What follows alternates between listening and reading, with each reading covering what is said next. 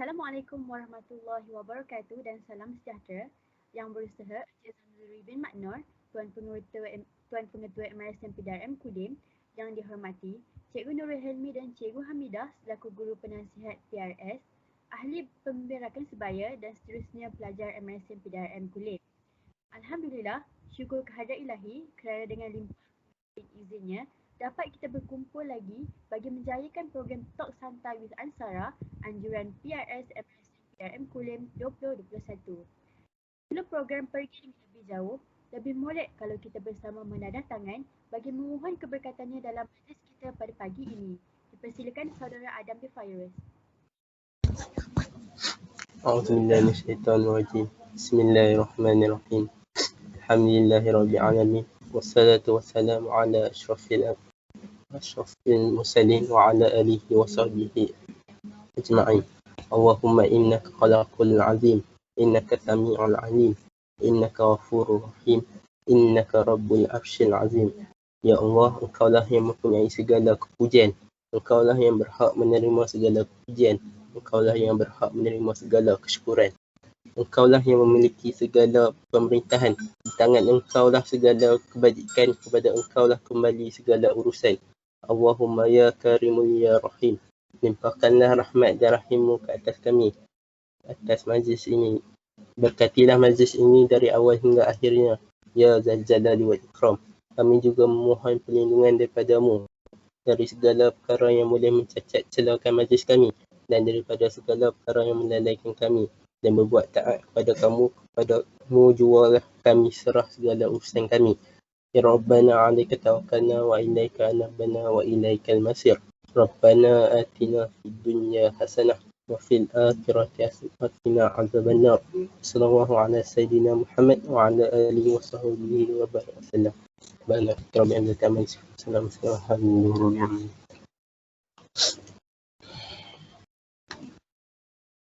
Terima kasih kepada saudara Adam Fairuz atas bacaan doa sebentar tadi. Hadirin sekalian, tak kenal maka tak cinta. Tak diperkenalkan tetamu sudah tentu jiwa tertanya-tanya. Sukacita saya ingin memperkenalkan dua orang ansara MRSM PDRM yang dijemput khas pada hari ini bagi melontarkan buah fikiran dan berkongsi idea untuk sama-sama kita menyelusuri jalan kejayaan. Ahli panel pertama kita hari ini ialah saudara Ikmal Hakimi, manakala ahli panel kedua kita ialah saudara Abdullah Hakim. Lebih molek sekiranya tuan mempunyai badan sendiri yang memperkenalkan diri dan latar belakang sekaligus menceritakan pengalaman berjuang di MRSM PDRM Kulim. Dipersilakan saudara Ikmal dan saudara Hakim. Kim, sila dulu Kim.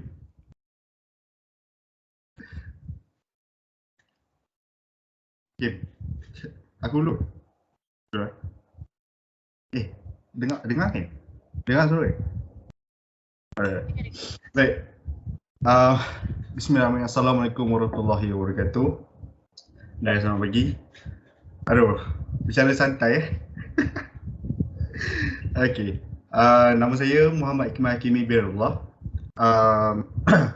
Ansara MRSM PDRM Kulim. Jadi saya dan Hakim, kita orang SPM batch 2018. Jadi nak mulakan cerita dengan apa So 5 tahun kat MRSM PDRM. Jadi saya ambil biologi. So tak ambil account. Dan apa lagi nak cakap? Saya mantan Presiden Bidang UPI 17-18. Apa lagi nak cerita? Lepas tu saya melanjutkan pelajaran ke Kolej Muara Banting. Mengambil kos International Baccalaureate 2 tahun untuk persiapan pergi ke luar negara. Dan Alhamdulillah, kalau ada rezeki insyaAllah, bulan 9, seawal bulan 9 saya dah berada di Edinburgh, Scotland. Jadi mungkin anda tertanya-tanya macam mana saya boleh dapat flight, dan insyaAllah nanti saya persiapan dalam course program ni nanti akan ada ceritakan tentang macam mana nak fly semua. Jadi insyaAllah waktu tu nanti saya akan kongsikan tips dan apa jalan yang ada untuk pergi ke overseas insyaAllah. Okay. Baik, terima kasih saudara Ikmal sahabat panel, terima kasih saudari moderator.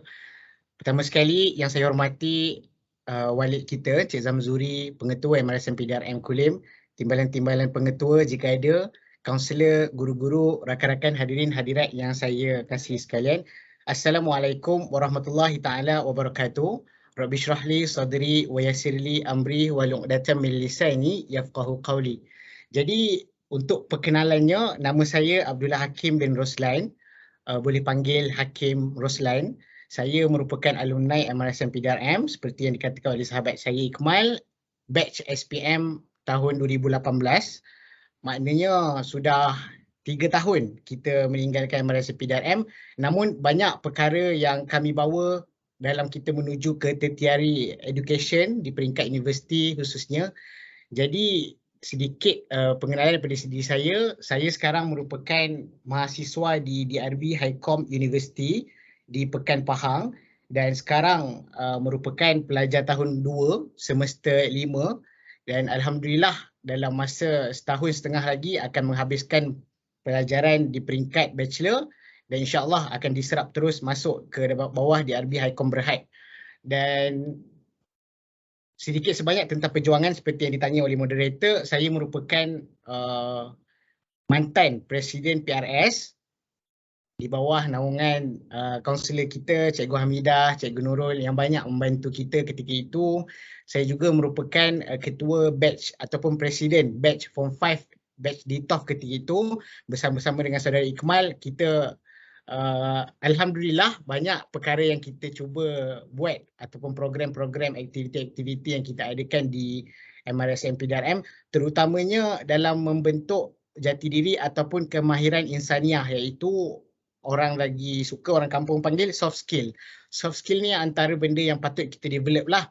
Jadi banyak lagi akan kita kupas selepas ini insyaAllah. Saya kembali kepada moderator.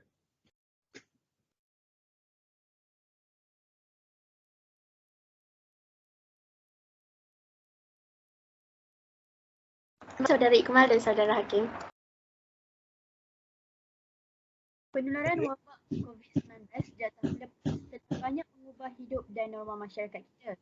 Bermula detik ini juga, online kelas atau lebih dikenali sebagai PDPR telah menjadi perkara yang perlu dibiasakan bagi insan yang bergelar pelajar. Tidak terlepas juga bagi penuntut di universiti untuk berhadapan dengan online kelas. Jadi saudara Hakim, bolehkah anda ceritakan pengalaman anda untuk mengharungi kelas secara dalam talian? Baik, terima kasih saudari. Program kita pada hari ini, apa yang dikabarkan adalah bicara santai. Jadi saya cuba sesantai mungkinlah. Yang penting sampailah apa yang kita akan sampaikan insyaAllah. Baik daripada saya maupun daripada saudara Iqmal sendiri. Baik, saya dikabarkan penonton-penonton ataupun hadirin hadirat adalah pelajar Form 1 hingga Form 5 kan. Dan kalau ikut perkiraan maksudnya ada pelajar yang masuk MRSM PDRM terus belajar online, betul? Ke tak ada? Sebenarnya Form 1 tak ada tahun ni. Oh tak ada, sorry. Nampak macam tak ikut pengembangan kan. Baik, tapi yang penting anda semua sekarang telah pun ataupun sedang melalui fasa PDPR ataupun pembelajaran dalam talian. Begitu juga dengan pelajar-pelajar di universiti, di mana-mana pun, sekolah rendah, sekolah menengah semua. Sekarang tengah mengimplementasikan PDPR ataupun belajar dari rumah lah. Dan di universiti saya pun sama, tidak terkecuali. Saya untuk berkongsi pengalaman, saya start foundation selama setahun dan foundation saya fully di kampus lah. Maknanya kami ada kesempatan untuk melalui suasana belajar di kampus, ada orang kata environment ataupun the vibe yang ada di kampus itu untuk buat kita lebih semangat dan sebagainya. Namun sejak negara kita diuji oleh pandemik COVID-19, kita sedar bahawa corak pembelajaran dan pengajaran PDPR adalah sangat berbeza. Tapi kita selaku pelajar maupun guru sekalipun perlulah sentiasa adapt untuk this turbulent environment dan alhamdulillah untuk meyakinkan adik-adik, saya setakat semester 5 di DRB Highcom University berjaya memperoleh CGPA 3.99 walaupun dalam dikala kita belajar di rumah dengan keterbatasan kekangan dan sebagainya, dan di sini saya ingin menceritakanlah sedikit kepada adik-adik. Yang pertama sekali, bila kita belajar secara atas talian ni, antara benda yang patut kita utamakan adalah kita punya facility dan juga device. Contohnya, kalau kita nak belajar, takkanlah kita macam mana kita nak belajar kalau kita tak ada device yang betul, kita tak ada device yang orang kata sesuai untuk kita belajar dan sebagainya. Jadi ini juga antara masalah yang berlaku yang saya lihat. Ada beberapa pelajar yang mempunyai kekangan, mungkin keluarganya kurang kemampuan, dan device itu dikongsi oleh adik-beradik yang belajar di atas talian, dan mungkin pihak MRSM ataupun pihak universiti sendiri, kami sentiasa mengutamakan pelajar-pelajar tersebut untuk kita berikan bantuan dan sebagainya.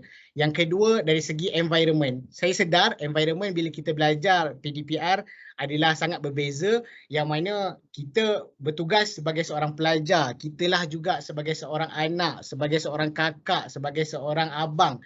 Dan itu antara kekangan-kekangan bila tengah belajar, adik tolong buang sampah, adik tolong tengokkan ikan tu tengah hangus ke tak tu kan. Itu antara kekangan-kekangan. Tapi kita ada cara-cara untuk kita mengatasi kekangan-kekangan tersebut, dan saya yakin dalam soalan yang akan datang akan kita kupas tentang perkara-perkara ini. Jadi adik-adik, sekadar permulaan soalan pemanas badan, saya ingin pesan kepada adik-adik untuk sentiasa kuat, bermotivasi, bersemangat tinggi walaupun kita belajar secara atas talian. Kerana Allah sebut apa dalam Al-Quran? Thalabul ilmi faridatun ala kulli muslim. Menuntut ilmu itu adalah kewajipan bagi setiap muslim. Maksudnya tak kiralah belajar di kampus, belajar di maktab ke, belajar di rumah ke, kita tetap perlu menuntut ilmu, betul tak adik-adik? Dan benda tu kita kena letakkan dalam fikiran, our mindset, untuk kita sentiasa menghadapi apa-apa sekalipun cabaran, dan kita perlu letak mindset bahawa kita mampu menyelesaikannya, dan mudah-mudahan semua dipermudahkanlah dalam urusan PDPR. Terima kasih. Baik, terima kasih Saudara Hakim. Kalau Saudara Ikmal pula, macam mana pengalaman menghadapi online class ni? Baik. Pengalaman saya waktu online class tu, saya ingat lagi. Waktu tu dalam pertengahan bulan 3. So waktu pertengahan bulan 3 tu kita orang saya time tu baru SEM 2, tengah cuti pertengahan SEM. Terus jadi saya buat kita santai-santai. So saya nak cerita pengalaman saya mula dari situ. Jadi pada waktu tu kita orang dapat berita katakan time tu cuti 2 minggu. Kan? Time tu waktu first PKP, so kita cakap cuti 2 minggu, okay tak apa, cuti 2 minggu. Habis cuti pertengahan SEM tu tak apa, kita orang balik. Sebab bagi course saya ambil International Baccalaureate. International Baccalaureate ni dia satu program di mana saya kena buat bukan lebih kurang macam mini thesis ataupun mini research paper, di mana contohnya macam saya ambil subjek physics dan chemistry. So saya kena buat eksperimen, and then saya kena tulis satu kertas, ataupun macam saya kena tulis macam kalau mesti kita biasa buat lab report kan.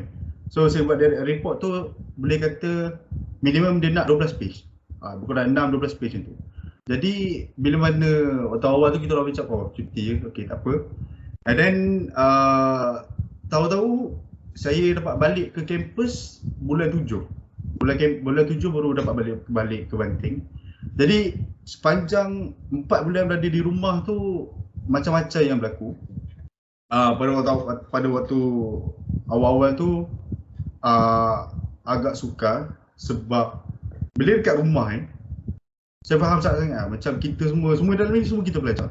Saya Hakim, Saudara Hakim, korang semua kita pelajar. Tengah cakap ni kelas sebelah katil. Ni kelas sebelah katil. Macam mana? Ni kelas depan TV. Ni kelas sebelah ni makanan. Macam mana tu? Jadi benda tu waktu awal tu macam tak ada apa lah. Benda sikit dia, sekejap je pun. And then masa pun berlalu, kes naik apa semua. Jadi bagi saya struggle yang ada macam saudara Kim mention tadi, kita ada bila dekat rumah dengan dekat kampus atau dekat maktab, benda sangat berbeza. Kalau dekat rumah kita ada tanggungjawab sebagai anak kan, sebagai abang, kakak dan juga sebagai pelajar kan. Kadang waktu tengah kelas pun ada waktunya terpaksa mungkin angkat baju kejap ke, ataupun apa, ada nak kena buat something lah, mak ayah kita minta. And then kalau kita tak buat rasa macam terkilan lah lepas tu. Jadi pada pendapat saya, Cikgu Hamidah ada mention berkaitan dengan struggle pelajar yang dilalui oleh adik-adik semua lah. Di mana ada yang tidur, ada yang terlepas kelas, ada yang ponteng sengaja apa semua. Pada pendapat saya faham kenapa benda terjadi. Saya faham sangat kenapa benda terjadi. Jadi apa saya nak pesan di sini adalah korang yang berada kat MSM.M sekarang, korang semua target untuk SPM dulu. SPM ni penting tau. Disebabkan SPM macam-macam option untuk pelajaran boleh pergi. Contohnya macam saya beritahu result SPM saya dapat 5A+, 3A dan 1A-. Jadi menggunakan result saya tu, saya apply beasiswa MARA, and then saya dapat tawaran ke Kolej MARA Banting, International Baccalaureate, dan bulan 9 ni saya akan pergi ke overseas. Kalau Hakim pula dengan result dia dapat full scholarship dengan Hakim kan? Betul, kalau boleh saya kongsikan sebagai pemangkin semangat adik-adik lah kan. Dengan result SPM ni betul kata Iqmal, ia adalah one step untuk kita ke hadapan, sama ada kita pilih jalan sukar ataupun jalan mudah. Kalau kita nak jalan mudah, score well dalam kita punya SPM. PT3 sekalipun kan. Macam saya, Alhamdulillah saya berjaya mendapatkan full scholarship di foundation dan melayakkan diri untuk mendapatkan full scholarship di bachelor, dan Alhamdulillah, insyaAllah kalau ada rezeki akan diserap masuk terus bekerja di bawah DRB Haikom Berhad. Okay, silakan Kemal, maaf mengganggu. Baik. Itu yang kita mahu dengarkan. Jadi diharapkan dengan apa yang kita orang dua kongsikan, apa benefit dapat dari SPM. Waktu form 4 atau form 5 selalu rasa macam apa benda SPM ni, buat biasa je nanti takkan lulus je tak apa lah kan. Tapi bila kita dapat result yang okey, sebenarnya SPM tu betul orang kata adalah satu turning point dalam hidup. Jadi agak sangat-sangatlah penting untuk korang semua yang ada dekat MSM sekarang untuk kekal fokus, sebab memang betul waktu pandemik ni sangat-sangat mencabar. Saya pun ada perkara yang berlaku apa semua kalau sempat saya kongsikan, dan dikala anda juga berada di rumah, cikgu-cikgu pun berada di rumah. Diorang pun mengajar kepada korang semua dalam situasi yang sama. Ada anak kan, kena minta mungkin pada sesama kena fulfill tanggungjawab selaku seorang suami, selaku seorang isteri, selaku seorang mak, selaku seorang ibu bapa, dan juga sebagai seorang guru. Jadi kita tak boleh rasa macam lantar cikgu, tak nak masuk kelas apa semua. Tak boleh macam tu. Sebab kita dan cikgu, dua-dua kita sedang berjuang dalam pandemik ini. Kita memang agak susah yang cakap kan, tapi bila lama kelamaan, bila dengan saya punya akademik pun okey, cuma rasa macam semangat belajar tu agak kurang. Tapi bila kita fikir balik, aku ada diri aku ada cikgu aku ada jemaah ayah aku. Adakah berbaloi ataupun patutkah aku bersikap macam ni dalam menuntut ilmu, menuntut pelajaran ni? Patutlah aku bersikap macam ni. Jadi benda tu kita kena tanya setiap hari kat diri kita untuk mendapatkan keberkatan dan juga kejayaan. Saya serahkan kembali kepada mulut kita.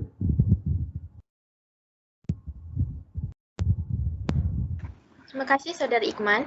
Seperti yang Saudara Hakim cakap tadi, bila kita duduk kat rumah, tanggungjawab kita sebagai anak, abang, kakak, pelajar kita kena seimbangkan. Ada tips tak yang boleh dikongsikan dari Saudara Hakim untuk pelajar mengurus masa mereka ketika berada di rumah? Sebab ramai pelajar nak tahu cara nak bahagikan masa untuk buat tugasan sekolah, nak study, dalam masa yang sama kita kena tolong parents lagi.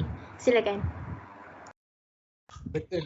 Jadi sedikit tips daripada saya yang pun tak seberapa hebat macam anda-anda semua. Apa yang saya boleh kongsikan adalah yang pertama, buat jadual. Buat jadual ni kadang-kadang orang pandang remeh. Itu yang pertama. Yang kedua, kadang-kadang jadual ni orang kata kalau tak ada jadual pun aku boleh, aku tahu apa aku nak buat hari ni. Aku sekadar letak kat otak, aku boleh run my life macam biasa kalau tak ada jadual. Tapi sebenarnya rakan-rakan hadirin hadirat yang saya kasihi, buat jadual ni membuatkan kita lebih disiplin. Sebab apa? Kita punya time frame. Okey, pukul 8, pukul 9 buat apa? Masuk bicara santai dengan Hakim dengan Ikmal. 9.11 buat apa?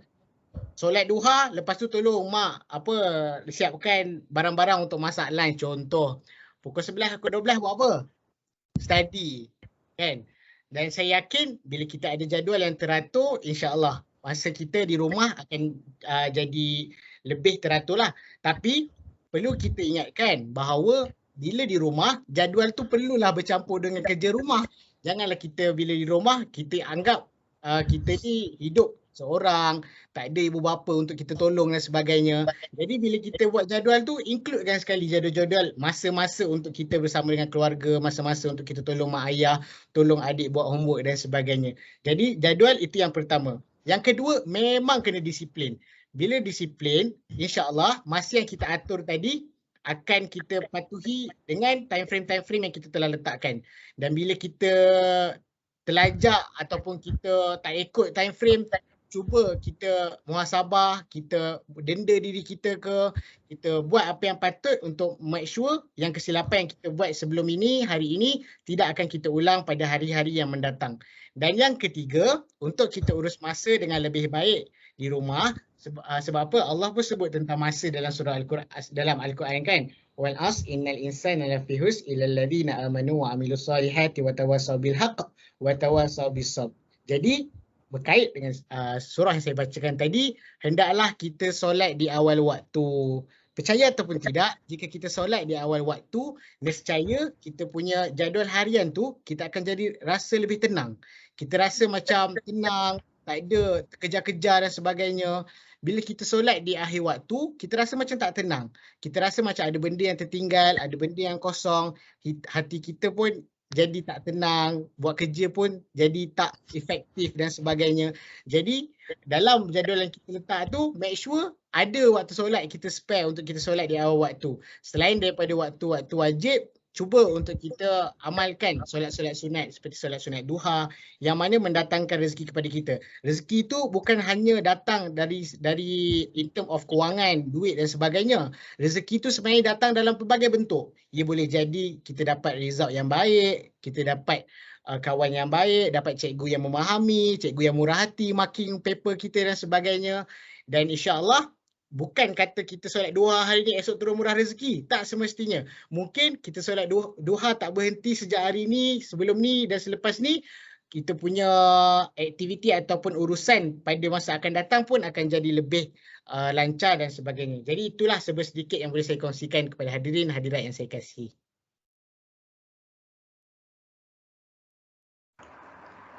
Selamat datang kepada Ansara PDRM yang sertai kita hari ini. Okey, terima kasih saudara Hakim. Kalau saudara Ikmal macam mana kalau urus masa? Mesti setiap orang ada cara yang berbeza kan? Ya, betul. Jadi kalau saya menguruskan masa, sama macam Hakim mereka, ada buat jadual juga. Cuma saya kelas dekat KMB sama macam duduk kat Mansion. Daripada pukul 8 pagi sampai pukul 5 petang. Jadi Isnin sampai Jumaat tu sah-sah 8 pagi 5 petang tu tak kacau dah sebab kelas daripada pukul 8 pagi sampai pukul 1.30 and then pukul 2.30 sambung prep. Bukan prep lah, ada kelas tambahan lagi petang. And malam pula memang auto akan sambung buat homework lah kan. Dan juga saya kena siapkan saya punya coursework apa semua. Jadi pengurusan masa yang bagi saya, yang saya belajar paling penting bagi saya adalah jangan tangguhkan kerja. Jangan tangguhkan kerja langsung. Menangguhkan kerja ni, saya ni antara boleh kata seorang penangguh kerja yang agak berjaya jugalah kan. Di mana tangguh kerja ni so far okey lagi. Cuma bila dekat KMB ni saya akan cerita pengalaman saya. Saya ni orang kata apa, kita tak ada lah rajin mana kan. Kita biasa-biasa. And then bila tangguhkan kerja sampai satu tahap saya punya coursework ni, kita kena buat essay 4,000 patah perkataan.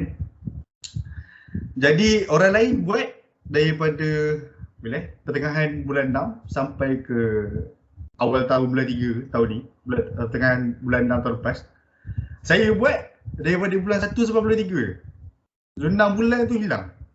6 bulan tu saya orang kata apa, bad habit tu masuk lah. Jadi kan. Jadi berada di KMB tu saya belajar orang kata apa, untuk tak membazir masa ni, untuk tak tangguh kerja ni the hard way.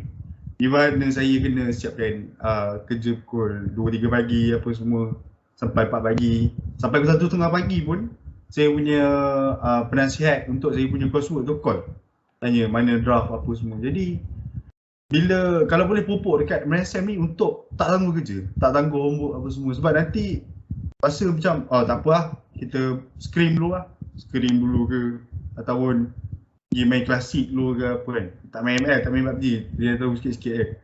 Jadi benda tu adalah satu perkara yang patut dielakkan. Sebab menangguhkan kerja ni, orang kata boleh menyebabkan anda jatuh depression. Betul saya cakap. Dia boleh merosakkan mental health anda. Sebab bila mula, memang waktu awal tu kita macam tangguh kerja macam tak apa lah, nanti buat. And then kerja lain pula masuk. Kerja yang belakang-belakang tu bila nak buat. Satu bad habit yang selalu saya pun belajar. Yang saya rasa orang yang selalu tertangguh kerja ni adalah di mana kita akan sort by priority. Macam contoh macam okay, ni kerja Mac dengan kerja English contohnya. Macam abang buat Mac luar, English nanti nak buat. Contoh. So bila English tu tolak tepi, tak samakan kepentingan dia dengan Mac, benda tu akan memakan diri anda di masa akan datang. Dalam masa terdekat tu pun dah akan ada efek.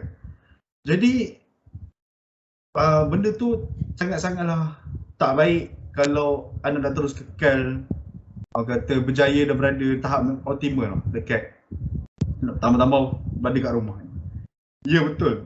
Saya cikgu pun ada pesan yang mana ada kes mana pelajar tak masuk kelas sebab main game sampai ke pagi buta apa semua. Jadi satu soalan yang saya ingin tanyakan kepada anda semua kan, selalu main game ataupun tengok drama sampai ke subuh kan. Adakah dengan main game ataupun tonton drama ataupun buat apa-apa pun sampai ke pagi, sampai tak buat homework apa semua, adakah benda tu menjamin masa depan anda? Adakah benda tu menjamin masa depan anda? Saya pun ada waktu di mana saya pun enjoy, contoh macam tengok anime ataupun main game. Saya pun buat benda tu. Tapi saya tak adalah sampai tahap di mana tak payah tak tidur pagi apa semua. Kita set time lah. Contoh macam pukul 2 stop kan. Pukul 12 tengah malam stop. So esok ada kelas. Bila kelas, kalau tidur contoh pukul 5 pagi. Kelas mula pukul 8. 3 jam ke tidur. Boleh go tak? Tak boleh. Tipunya. Boleh lah dalam seminggu nak push boleh lah. Push minggu lagi, 2 minggu gila. Tobat ke? Mesti ke? Gila kan? Boleh go tak boleh go tu satu hal. Satu hal lagi, maaf mencelah. Satu hal lagi sebenarnya kesihatan kita lah. Kesihatan kita bila kita tak jaga tidur dan sebagainya. Betul. Tak jaga tidur apa semua, nanti performance dalam kelas drop. Sebab pagi-pagi buta dah macam tu ke apa semua. Dengar tambah kalau pagi-pagi tu mula subjek yang berat, lagi susah. Nanti bila terlepas syllabus, then homework tak buat. Nak kena kecak syllabus. Waktu kelas terbazir, waktu luar kelas pun bazir. Bila nak buat semua benda tu? Memang waktu seminggu, 2 minggu macam benda tak ada apa pun. Nanti bila masa akan datang nanti, tengok saya jamin cakap, banding kat diri. Anda buatlah sebulan, tahu lah jadi apa nanti. Bukan ni bukan belum cerita lagi cikgu-cikgu subjek kerja tau. Dah tak buat homework apa semua, sakit. Okay. Jadi saya kembali kepada mula. Pesanan abang-abang bagus. Ya. Terima kasih Saudara Ikmal. Selamat datang kepada guru-guru yang sudi untuk sertai program kita pada pagi ini. Okey, seterusnya kita berpindah ke topik isu mental health. Macam kita tahu kan banyak student cakap kurang motivated, rasa macam dah nak give up, rasa macam stres, banyak sangat benda nak kena buat kan, nak buat itu, nak buat ini dekat rumah kan. Jadi saudara Ikmal, boleh tak anda berikan cara untuk menguruskan kesihatan mental waktu PDPR ni?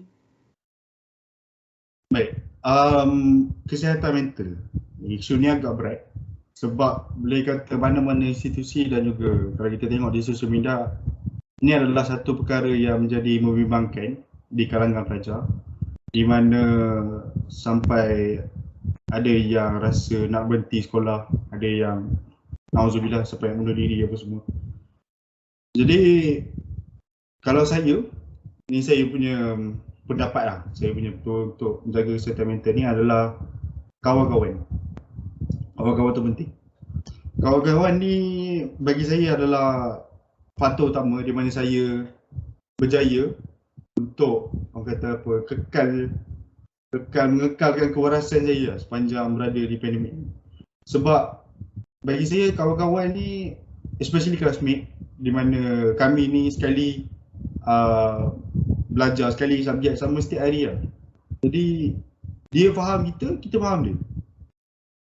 Kalau cerita macam dekat kawan sekolah lain, dia susah sikit sebab tak sama struggle. Kalau macam saya punya pressure adalah kalau saya tak lepas requirement, saya akan masuk ke universiti lokal saja. Jadi kalau tak lepas benda tu, rasa rugi lah sebab saya belajar 2 tahun. Kalau belajar setahun and then masuk lokal, okey. Tapi sebab 2 tahun saya dah belajar dekat KMB, belajar penat-penat apa semua tapi tak dapat lepas target tu, agak rasa rugi. Jadi kesihatan mental ni dia macam-macam. Kita ada anxiety, kita ada depression. Ya pasti Cikgu Nurul Ilmi dengan Cikgu Hamidah akan expert lah benda tu. Saya sikit-sikit je. Saya pun dulu PNS juga waktu Form 3. Jadi ke mental health ni, kedua saya akan bersembang dengan kaunselor.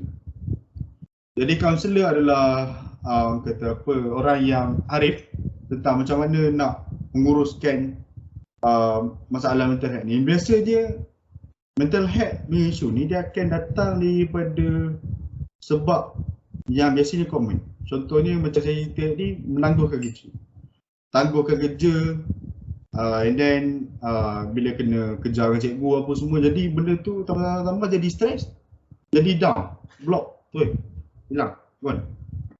Ada juga yang pressure disebabkan bila macam Hakim cerita awal tadi, selaku anak, selaku pelajar. Jadi dapat pressure daripada mak ayah pun ada. Jadi nasihat saya untuk bahagian untuk keadaan di mana anda pressure disebabkan di rumah, oleh disebabkan contoh mungkin disebabkan tekanan keluarga. Jadi sarangan saya adalah untuk anda berbincang dengan mak ayah anda sendiri.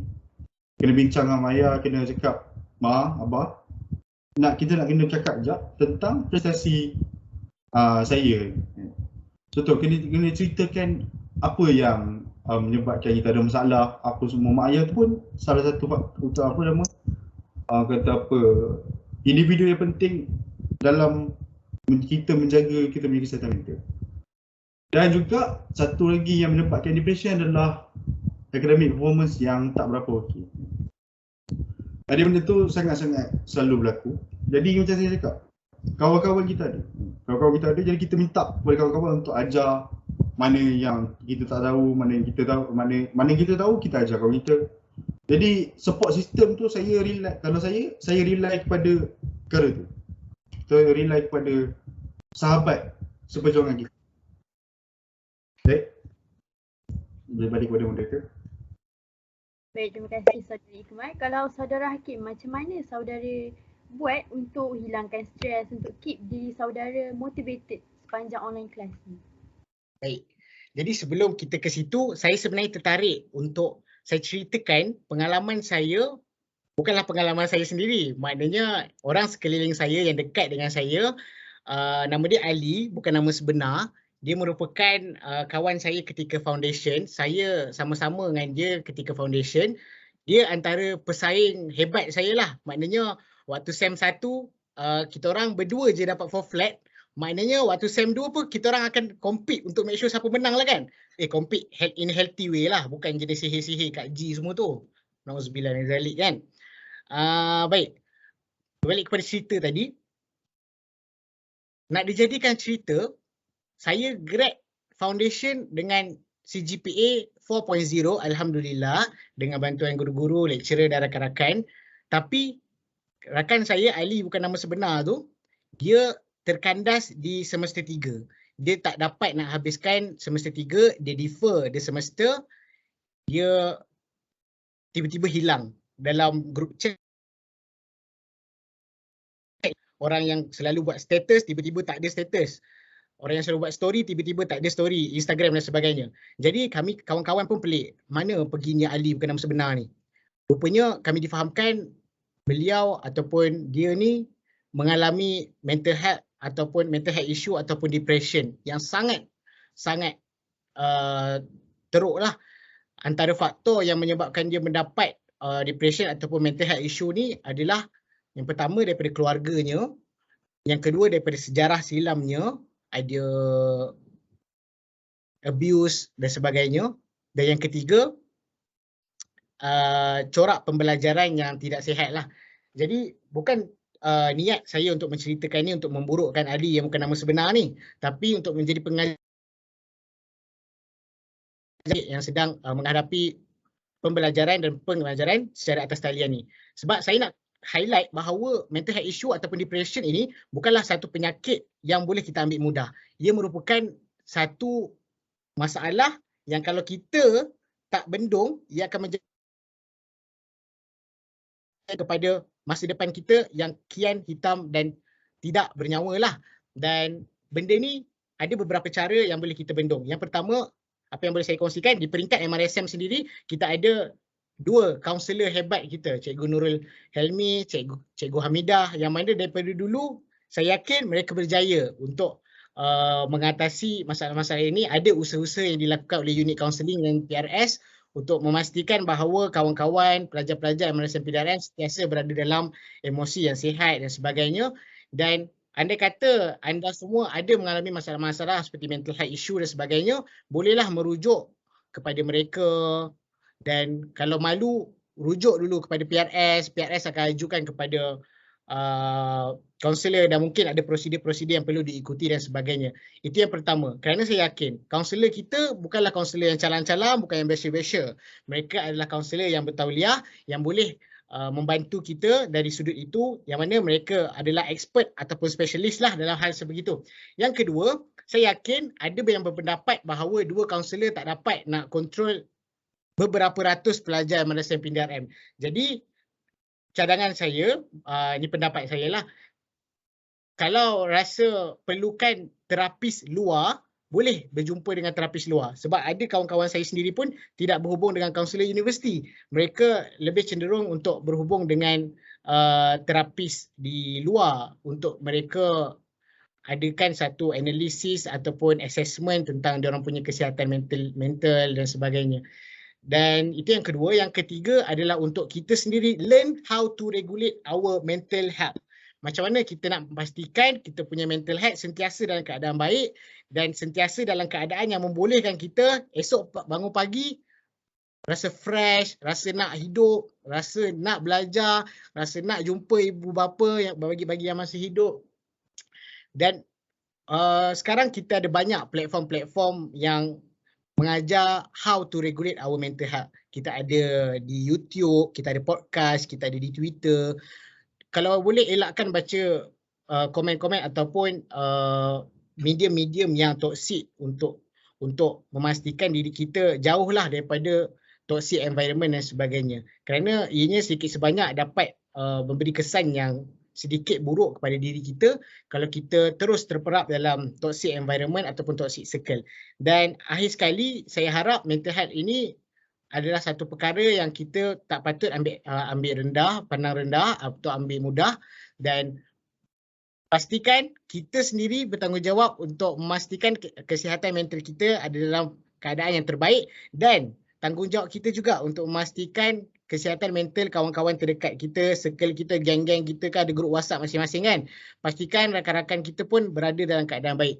Kerana kadang-kadang kawan ni lah orang yang kita selalu bercerita. Bila umur kita makin membesar, makin mendewasa, saya yakin kurang daripada kita yang lebih cenderung untuk cerita dengan ibu bapa dan lebih cenderung untuk bercerita dengan kawan-kawan. Kerana itulah fasa pembesaran sebenarnya kalau saya sendiri pun kan. Dan akhir sekali saya boleh rumuskan bab mental health ni, tolong jangan ambil mudah, tolong jangan pandang rendah dan pastikan guna saluran-saluran yang betul.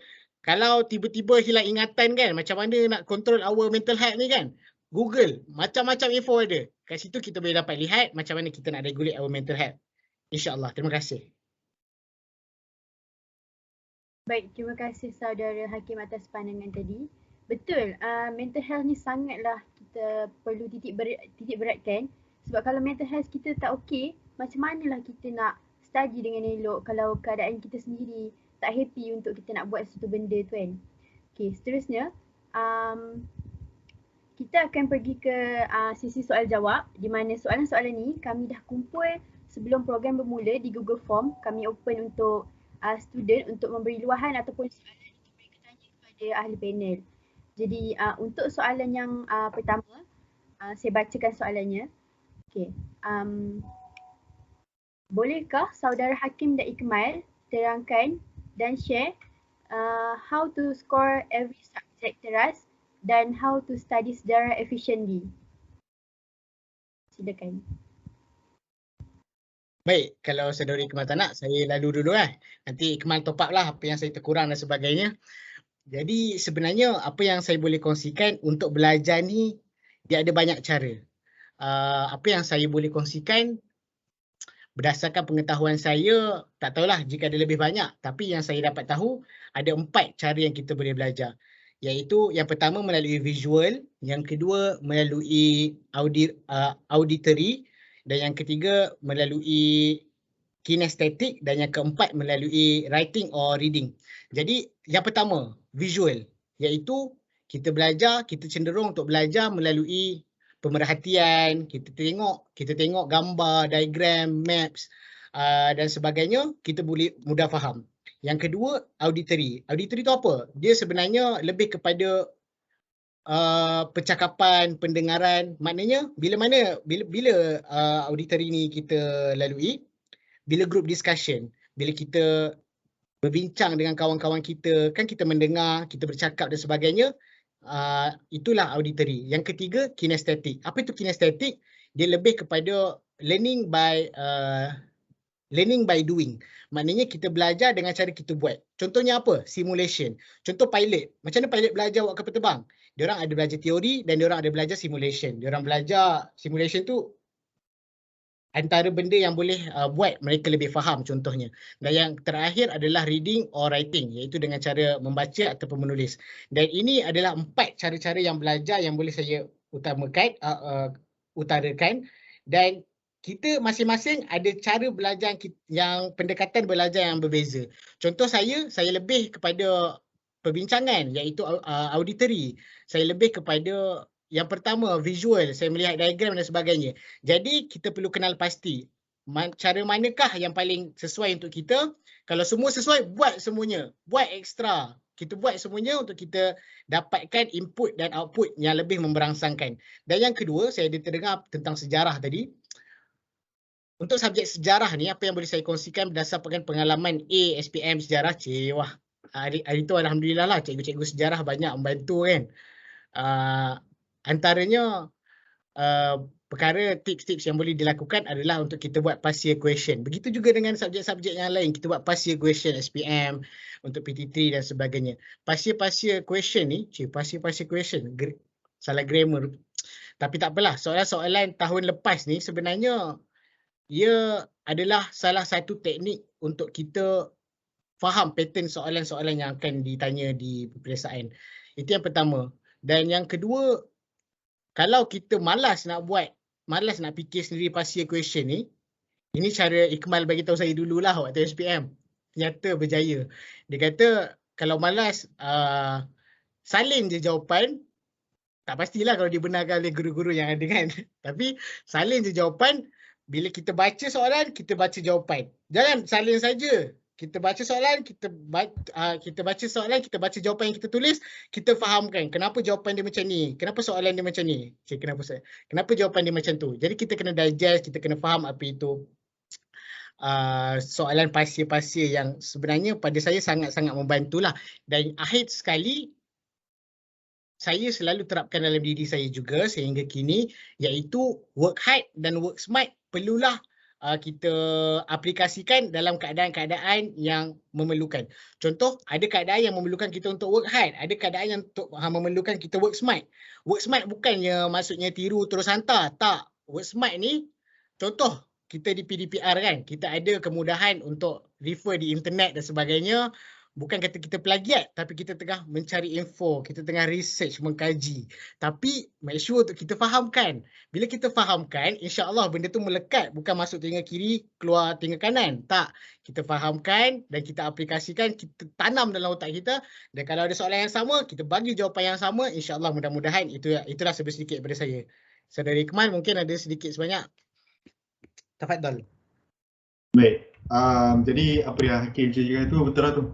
Kalau kita macam salin jawapan tu, pasti macam Hakim cakap, pasti ada benarkan ada guru-guru kan. Tapi dalam skema tu, ataupun macam contoh macam kita jawab paper SPM-ISF contohnya, dalam skema jawapan tu, itu adalah benda yang dimahukan oleh orang kata pemeriksa.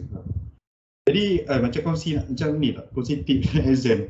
Okey, bagi saya kalau untuk kongsi tips tentang jawab exam ni, baca skema tu bukannya sekadar kita salin, and then kita salin saja tapi tak fahamkan.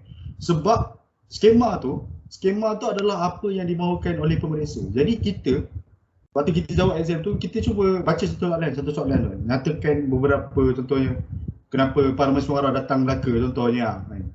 Lepas tu daripada benda tu kita kena jadi pemeriksa. Kita fikir apa agaknya jawapan yang boleh orang kata apa macam memuaskan hati pemeriksa dengan kena dengan soalan tu. Dan kalau Hakim cerita ada 4 cara untuk study tu, saya pula bagi pendapat saya untuk setiap subjek ni cara pembelajaran dia adalah berbeza. Contohnya macam mana? Okey, kita ada bahasa Melayu, bahasa Inggeris kan, bahasa Melayu, bahasa Inggeris, sejarah, matematik, apa semua subjek bio, chem, fizik. Setiap subjek tu dia berbeza. Cuma mungkin kita boleh grupkan. Okey, contohnya macam bahasa Melayu dengan bahasa Inggeris. So dua-dua tu ada essay, ada penulisan. Jadi bagi saya amalkan dekat KMI pun saya belajar Inggeris juga. Di mana kalau boleh buat, kalau rajin kan, seminggu sekali kita buat satu essay yang ringkas. Satu essay, satu soalan. And then hantar ke cikgu untuk semak. Supaya bila kita buat dan kita hantar, so kita boleh faham, yang ni ke apa yang dia nak, macam ni ke pemeriksa nak, macam tu. Sebab macam bahasa Melayu dengan bahasa Inggeris ni bukannya macam kita boleh baca sejarah, kita baca and then esok turun pro, tak boleh. Kita kena improve kata apa, step by step. Kat mana yang kurang? Pendahuluan ke, penutup ke, isi ke, macam mana ke. Ada contoh kita ada mat dengan mat. Yang tu mujarabnya satu ke? Latihan. Setiap masa latihan. NMAT saya pun dulu teruk. Saya pun dulu teruk. Dari pasal cikgu rumah. Jadi kelas, saya ingat lagi. Saya nak kongsikan, sebab kita cakap macam mana nak score kan. Saya nak kongsikan saya punya pengalaman waktu SPM-ISF dulu. Jadi saya dapat 8A, 1G. G tu apa? Admit. Jadi benda tu orang kata apa, lebih kurang berapa bulan sebelum SPM. Jadi benda tu menyebabkan saya rasa orang kata apa, betul-betul down lah. Sebab yang lain semua dah okey. Jadi admit G 29. SPM-ISF tu trial. Itu memang last key indicator untuk ke SPM. Jadi apa saya buat? Saya fikir tak boleh nak buat apa dah. Bukan tak boleh nak buat apa dah. Tak ada cara lain dah. Kita kena attend kelas cikgu rumah pukul 6 sampai maghrib. Alhamdulillah dengan join kelas Cikgu Roma apa semua, dan juga fokus dalam kelas dengan bantuan teacher Norian. Alhamdulillah saya dapat A-. Saya berkat sebab saya nekat, dia kata subjek lain aku boleh skor. Asal dekat dalam slip SPM tu G baik. G. Memang down. Kalau saya tak tahu kalau orang lain dia. Memang down gila. Dah lah admit kan. Orang kata apa, antara salah satu subjek yang saya daripada awal lagi lemah. Tapi alhamdulillah, orang kata apa, dengan ambil pendekatan yang mana kita kena buat latihan juga. Kena juga kata apa, macam mat ni kita kena start daripada basic tu. Kalau basic naik ke atas memang tak boleh go. Jadi alhamdulillah disebabkan tu pun saya masuk ke KMB pun boleh strike walaupun ambil mat. Alhamdulillah. Kalau contoh macam subjek sains, bio, chem, fizik, itu memerlukan dua. Satu pembacaan dan juga pemahaman. Dan juga ketiga pun sama juga. Itu pun mark scheme pun nak kena master juga. Tiga tu. Dan jadi saya rasa clear aku untuk yang kata kena study lah. Cara Kalau saya boleh tambah sikit kan. Macam adik yang tak boleh, rakan-rakan yang saya hormati tak boleh nak buat seminggu satu, tak boleh nak buat macam saudari Kemal kat KMB, dia buat seminggu 10 esei, 20 esei macam tu. Kita buat satu esei seminggu pun cukup dah untuk kita make sure benda tu kita improve lah. Dan kita sebenarnya bertuah sebab kita generasi yang belajar buku teks sejarah tebal ni. Mungkin generasi akan datang buku sejarah tebal ni, mana kita tahu 2021 ke 2020 pun dah berapa tebal. Jadi bersyukurlah. Sedikit-sedikit. Betul. Baik, saya rasa itu dah rekod. So pendekatan daripada setiap subjek tu adalah berbeza. Dan juga tambahkan dengan cara pembelajaran yang Hakim showkan awal tadi, insyaAllah mujarab. Baik, boleh kita. Okey, terima kasih. Ada salah satu soalan ni, dia cakap, boleh ahli panel jemputan jelaskan bagaimana nak agihkan masa akademik dan juga agama lebih dari segi rohani lah supaya kita dapat seimbangkan dan dalam masa yang sama jadi pelajar yang cemerlang pada masa akan datang. Ini spesifik Syekh Hakim ni. Sebenarnya bab rohani ni memang kepakaran Kemal, tapi tak apalah. Jadi soalan dia macam mana kita nak seimbangkan akademik dan rohani kan? Okey, baik. Pada hemat saya, selaku manusia biasa yang banyak kekurangan dan kelemahan, kita perlu seimbangkan kedua-duanya, betul. Agama perlu seimbang, akademik pun perlu seimbang. Tapi kita perlu sedar bahawa akademik itu juga adalah a part of the religion, a part of the agama, betul tak? Dalam agama, macam saya baca tadi satu surah, satu petikan ayat daripada Al-Quran, Thalabul ilmi faridatun ala kulli muslim. Menuntut ilmu itu adalah kewajipan bagi setiap muslim. Jadi, akademik ataupun menuntut ilmu ini adalah separuh daripada agama, a part of the religion, dan memang patut kita bawa dua elemen ini sama-sama seiring. Kita perlu faham bahawa kita selain daripada kita menunaikan kewajipan fardu ain, kita juga perlu seiring untuk melakukan ataupun mengambil ilmu tentang fardu kifayah. Jadi bila kita utamakan akademik, bila kita terlalu utamakan agama, jangan kita lupakan akademik. Bila kita terlalu utamakan agama ataupun akademik, jangan terlalu ataupun terabai agama kita. Masya Allah. Terbelit-belit. Ada sihir kah? Tak ada. Okey, na'udzubillah min zalik. Jadi itulah antara perkara yang saya ingin kongsikan. Akademik dan agama ini perlu seiring. Contoh, antara cara macam mana nak seimbangkan akademik dan Allahumma salli ala sayyidina Muhammad. Akademik dan agama. Kita selang-seli dengan jadual kelas tu, bolehlah kita bentang sejadah, ambil wuduk, solat duha. Mudah-mudahan apa benda yang kita belajar mudah masuk, mudah serap. Allah tajamkan akal fikiran, Allah tajamkan ingatan kita, Allah mudahkan pemahaman kita, Allah mudahkan penyampaian kita biar orang lain faham. Jadi itulah sedikit. Jangan kalau kita terlalu taksub untuk buat ulang kaji pelajaran sampai kita tertinggal solat dan sebagainya. Jangan sampai kita terlalu taksub mengaji ataupun belajar sehingga kita lupa tanggungjawab ataupun kewajipan kita dalam beragama. Dan saya yakin setiap agama, baik Islam maupun agama-agama yang lain, adalah semua agama mengutamakan untuk kita berbuat baik dengan orang lain. Antaranya kita bersedekah, menolong orang lain, menolong orang yang dalam kesusahan. Jadi bila kita buat benda-benda tu, insya-Allah agama kita A, akademik kita A, diri kita pun A, insya-Allah. Silakan Ikmal. Habib. Okey, next. Kembali kepada moderator. Berkaitan dengan rohani ni, saya ni tak adalah pro mana, tapi saya setuju dengan sekara yang pesanan yang diberikan oleh Syekh Mursyidul Hakim sebentar tadi. Jadi saya rasa tak ada apa saya nak tambah dari segi tu. Jadi saya boleh buat moderator. Macam sebelum kita kembali ke moderator kan, macam dulu Ikmal di MRSM, saya biasa teman dia waktu rehat, waktu orang lain tengah makan, dia pergi ke surau masjid untuk solat duha, solat sunat hajat dan sebagainya.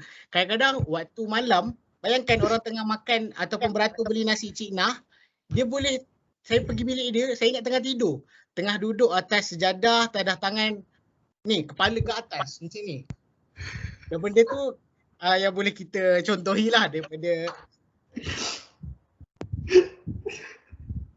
Baik, boleh moderator. Okey, terima kasih. Untuk saudara Ikmal, saudara dapat sambung belajar overseas kan? Jadi boleh tak share sedikit tips untuk kami? Baik, tips. Bagi saya, tips untuk belajar ke overseas ni, pertama macam saya bagi tahu awal tadi. Pertama adalah SPM. SPM tu adalah satu key indicator untuk apply ke overseas. Dalam ni semua, saya nak tahu, dalam ni semua form 5 kan? Kan? Form 5 juga? Tak, terbuka semua student. Oh, terbuka semua student. Okey. Baik, syukur Hezra Mikael. Alhamdulillah. Baik. Belajar ke overseas ni dia mula-mula lepas dah habis SPM tu, saya buat satu orang kata macam survey macam kita research tentang banyak jalan untuk pergi overseas. Contohnya yang paling dekat dengan kita adalah MARA. Jadi saya apply, time tu saya apply MARA. JPA pun ada, JPA dalam ni ada Fahimah Shah dalam ni, sekolah kita, batchmate kami juga. Lagi kita ada Petronas. Kita ada JPA, Petronas, Jasa Peneraju, Shell pun ada. Jadi ni adalah semua penaja-penaja yang untuk pergi ke overseas. Jadi salah satu orang kata apa, kenapa kita kena ada orang kata apa nama tu? Scholarship. Scholarship untuk pergi ke overseas adalah sebab kalau anda semua nak tahulah, saya belajar dekat Edinburgh dah 4 tahun. Agak-agak berapa kos pengajian saya?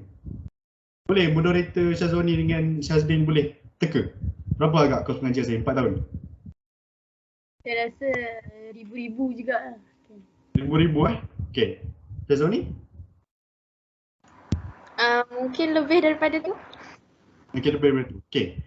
Jadi kalau untuk pengetahuan anda semua, saya punya kos pengajian saya sepanjang 4 tahun di Edinburgh adalah 977,000. Kurang 23,000 daripada 1 juta. Saya punya kos pengajian 4 tahun. Jadi kalau tak ada scholarship, memang tak sampailah tanah sana. Jadi mula-mula tips untuk saya adalah, pertama fokus dulu SPM. Fokus dulu SPM, and then bila dapat result, and then baru kita research. Apa option yang kita ada? Setakat ni saya check kalau macam promote YTP lah kan. YTP, contohnya macam kita nak ambil subjek untuk, macam saya ambil International Baccalaureate di College Muara Banting, mendapat sekurang-kurangnya grade A- dalam 7 subjek berikut. Bahasa Inggeris, matematik tambahan, biologi, fizik, kimia dan 2 subjek lain. Kan? So, mula dengan 7A pun dah ada mula langkah untuk pergi ke overseas. Mula dengan 7A- pun dah boleh langkah ke overseas. Jadi bagi saya diharapkan mungkin ada setengah pada saya waktu awalnya tak ada pun niat nak pergi ke overseas. Tak ada pasal niat pun. Sebab admit pun tak lepas, jadi tak ada pun pasal niat tu. Jadi bila dah dapat result tu rasa macam dapat straight mungkin boleh dapatkan beasiswa. Sebab saya nak murangkan beban maya saya waktu saya belajar. Saya tak nak membebankan maya saya. Jadi saya ambil pendekatan kita cari beasiswa, and then alhamdulillah dapat beasiswa MARA. Dan kalau saya graduate first class, saya akan bayar 10% je.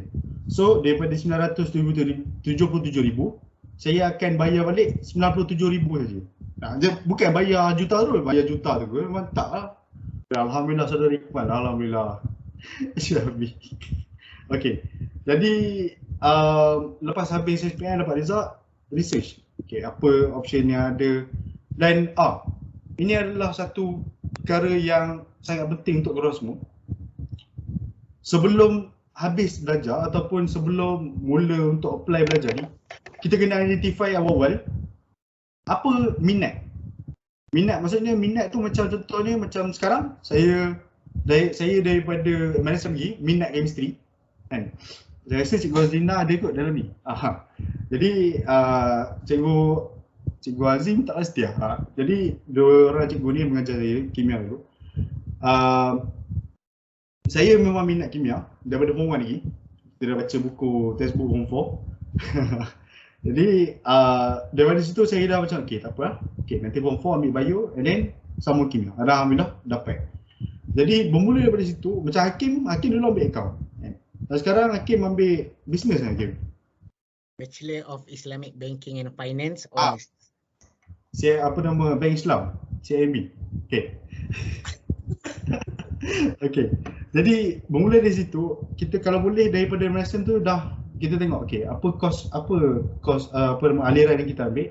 Ada kita tengok apa degree option yang aku boleh pergi lepas ni. So daripada situ, sebab pergi ke overseas ni tak semua course tau. Tak semua course boleh main hentam masuk je, tak boleh. Biasanya accounting ada juga overseas. Kalau boleh macam korang search WTP MARA untuk WTP MARA 2021, korang boleh search.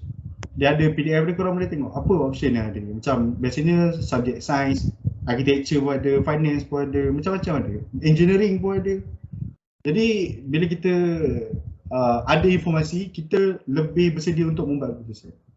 Jadi kalau nak tanya pasal overseas ni lebih lanjut lagi, boleh PM kat Insta, boleh. Jadi saya rasa itu je kot. Semula pada benda itu. Okey, terima kasih. Jadi pada pendapat saudara berdua, rasanya terlalu lambat tak kalau kita baru nak push sekarang, baru nak start sekarang dan nak dapatkan good result untuk SPM nanti? Okey, kalau berkaitan dengan push ni, saya boleh katakan your mileage may vary. Apa yang dimaksudkan dengan your mileage may vary ni adalah kita kena buat risk assessment. Bukan risk assessment dah. Kita kena buat assessment pada diri kita sendiri. Contoh macam saya ambil, contoh macam saya tadi, yang awal tadi saya dapat 8A1G tu. Jadi berdasarkan benda tu, saya buat assessment. Subjek yang 8 lagi, alhamdulillah dah okey. So yang tu keep it up, yang tu maintain. Yang tu jangan tinggal terus. Nanti 3 bulan untuk ke SPM, 2 bulan lagi untuk SPM tu bukannya sekejap kan. Boleh dalam masa tu kita boleh lupa macam-macam. Jadi saya buat semua sekarang ni untuk admit kena naikkan 10 kali ganda. SPM Malaysia 75 lagi. 2 bulan lagi untuk SPM Malaysia. So bagi saya untuk mengetahui sama ada anda terlambat atau tak, SPM Malaysia atau TAI itu adalah salah satu cara terbaik untuk tahu anda berada di mana. Bagi saya belum terlambat lagi. InsyaAllah kalau anda ada semangat, anda mempunyai kental lah untuk push through. Kata aku dah target. Aku dengar saudara Kemal cerita ini nak pergi UK. Aku rasa aku nak target pergi overseas kan. Aku rasa aku nak target nak dapat scholarship macam saudara Hakim juga kan. Boleh nanti bila habis belajar dapat kerja terus kan. Jadi daripada benda tu boleh jadikan itu adalah dorongan diri untuk kita push through. boleh benda tu tak menjadi satu perkara yang impossible pun. Betul cakap. Daripada G kepada A minus bukan mudah. Bukan mudah. Kalau saya anda boleh, kenapa anda tak boleh? Betul, memang waktu pandemik COVID ni pun memang susah. Bagi saya memang betul susah. Tapi soalan tahun ke tahun soalan yang sama. Soalan tu dia akan macam contoh macam mat apa semua, sejarah apa semua, soalan yang sama. Jadi saya rasa itu saja saya punya perkongsian untuk hari ini. Baik, betul apa yang kata oleh Kemal sebentar tadi. Kalau saya pula, saya hanya boleh cakap better late than never. Jadi kalau anda rasa anda lambat, kalau anda tak mula sekarang, bila lagi anda nak mula? SPM-RSM 75 hari lagi dalam lingkungan 2, 4, 6, berapa bulan? 2 bulan 10. setengah lagi, dalam lebih kurang lah 2 bulan setengah lagi. Jadi jika anda rasa sebelum ni anda macam sambil lewa, tak buat apa yang sepatutnya anda buat, jadikan Bicara Santai, program Bicara Santai anjuran PRS MRSM PDRM di bawah naungan unit kaunseling MRSM PDRM, jadikan program ini sebagai batu ataupun titik tolak, titik permulaan anda untuk ambil apa yang positif daripada program ni. Mulakan semula, sambung apa yang anda telah perjuangkan selama beberapa bulan sebelum ni.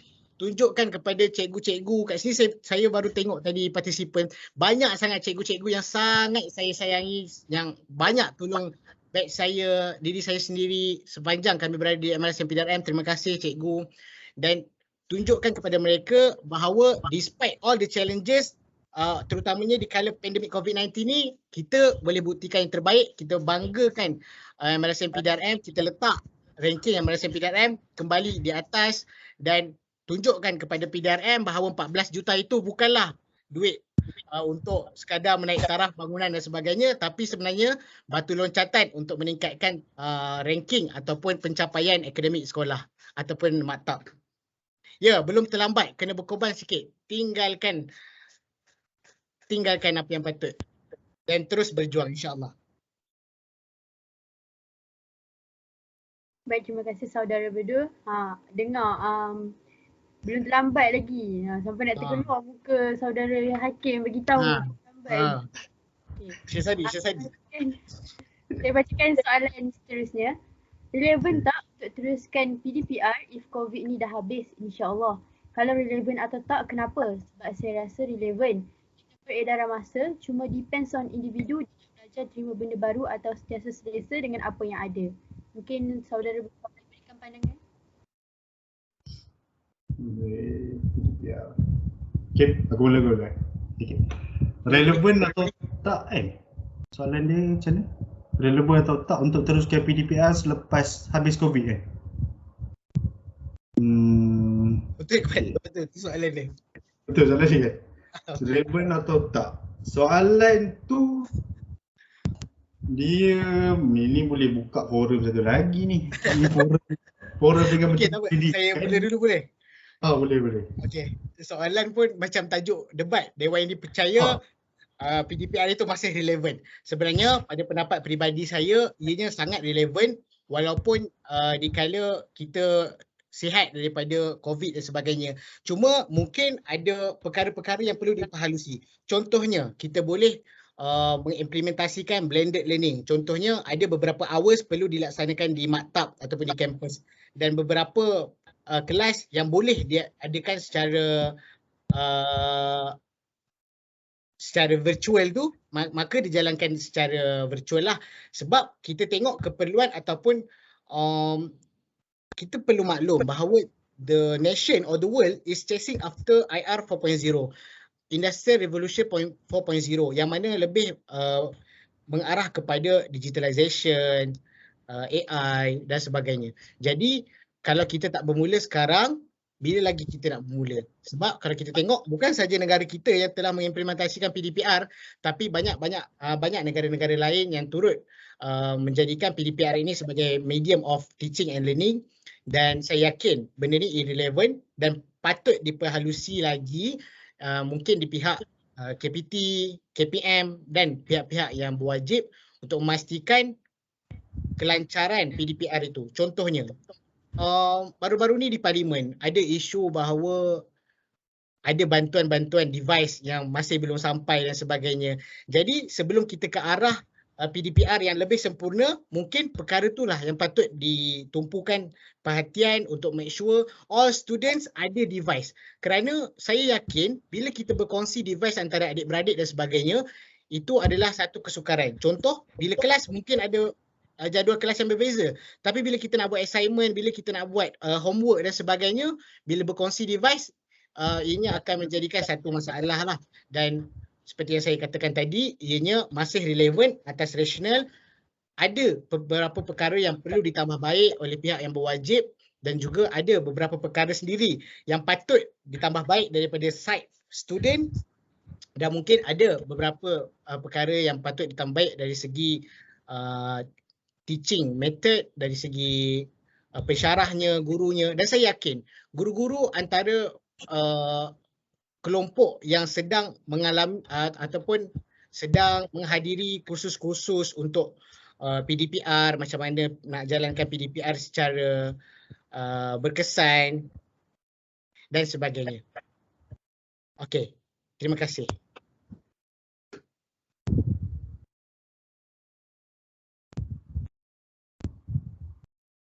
Mungkin saudari Ikmal nak tambah apa-apa? Okey, bagi saya setuju dengan pendapat saudara Hakim.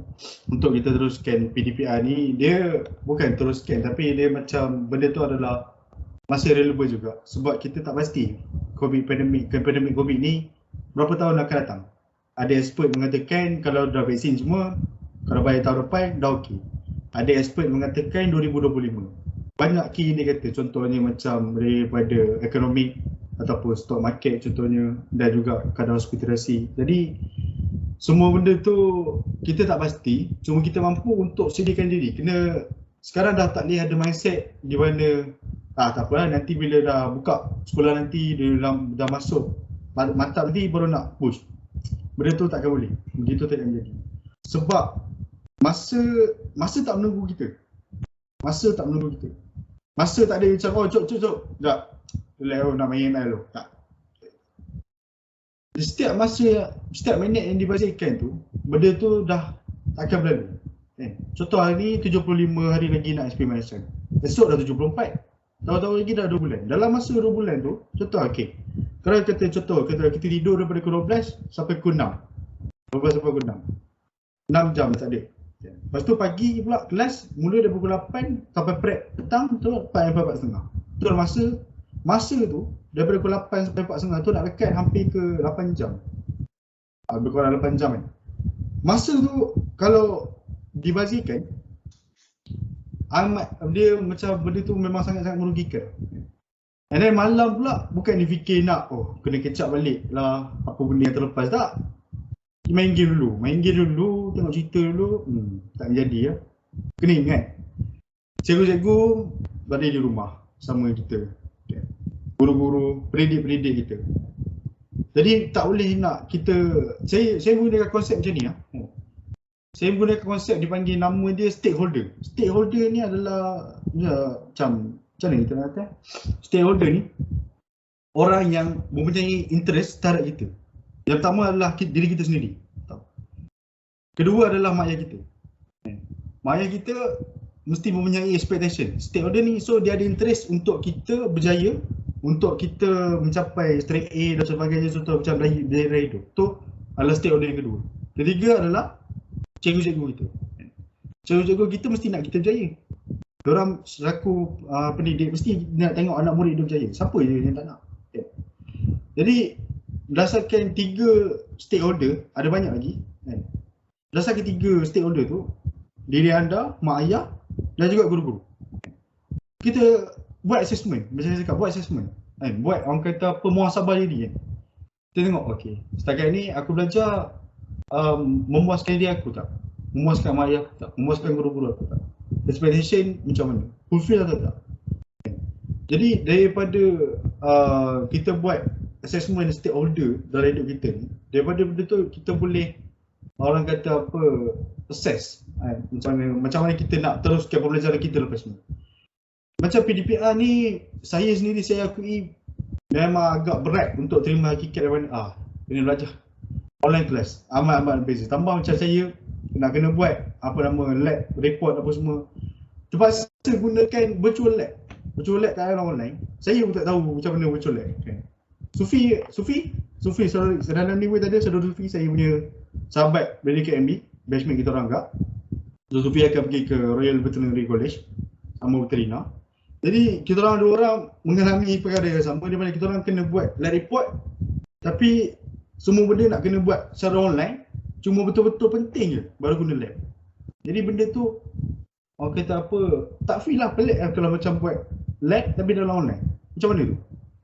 Jadi kena terima hakikat PDPR ni adalah orang kata apa, boleh menjadi satu norma dalam masyarakat tu. Semua benda online. Cuma mungkin macam Hakim suggest tadi, betul, blended learning. Contoh macam lecture online. Tapi bila benda yang contoh macam kita perlukan orang kata apa, face to face dengan lecturer, mungkin time tu baru kita pergilah. Cuma orang kata apa, self discipline tu penting. Self discipline tu penting. Di mana kita kena sedar, okey. Macam saya cakap ni, assessment dengan stakeholder, okey. Aku buat ni cikgu rasa apa, mak ayah rasa apa. Aku buat ni, diri aku rasa apa. Jadi saya rasa itu aja. Boleh itu. Baik, terima kasih. Kebetulan tadi saudara Ikmal ada cakap pasal parents kan. Kita ada soalan pasal parents. Dia cakap, okay, parents suka compare. Apa pendapat panel? Macam mana kita as anak nak hadapi benda tu?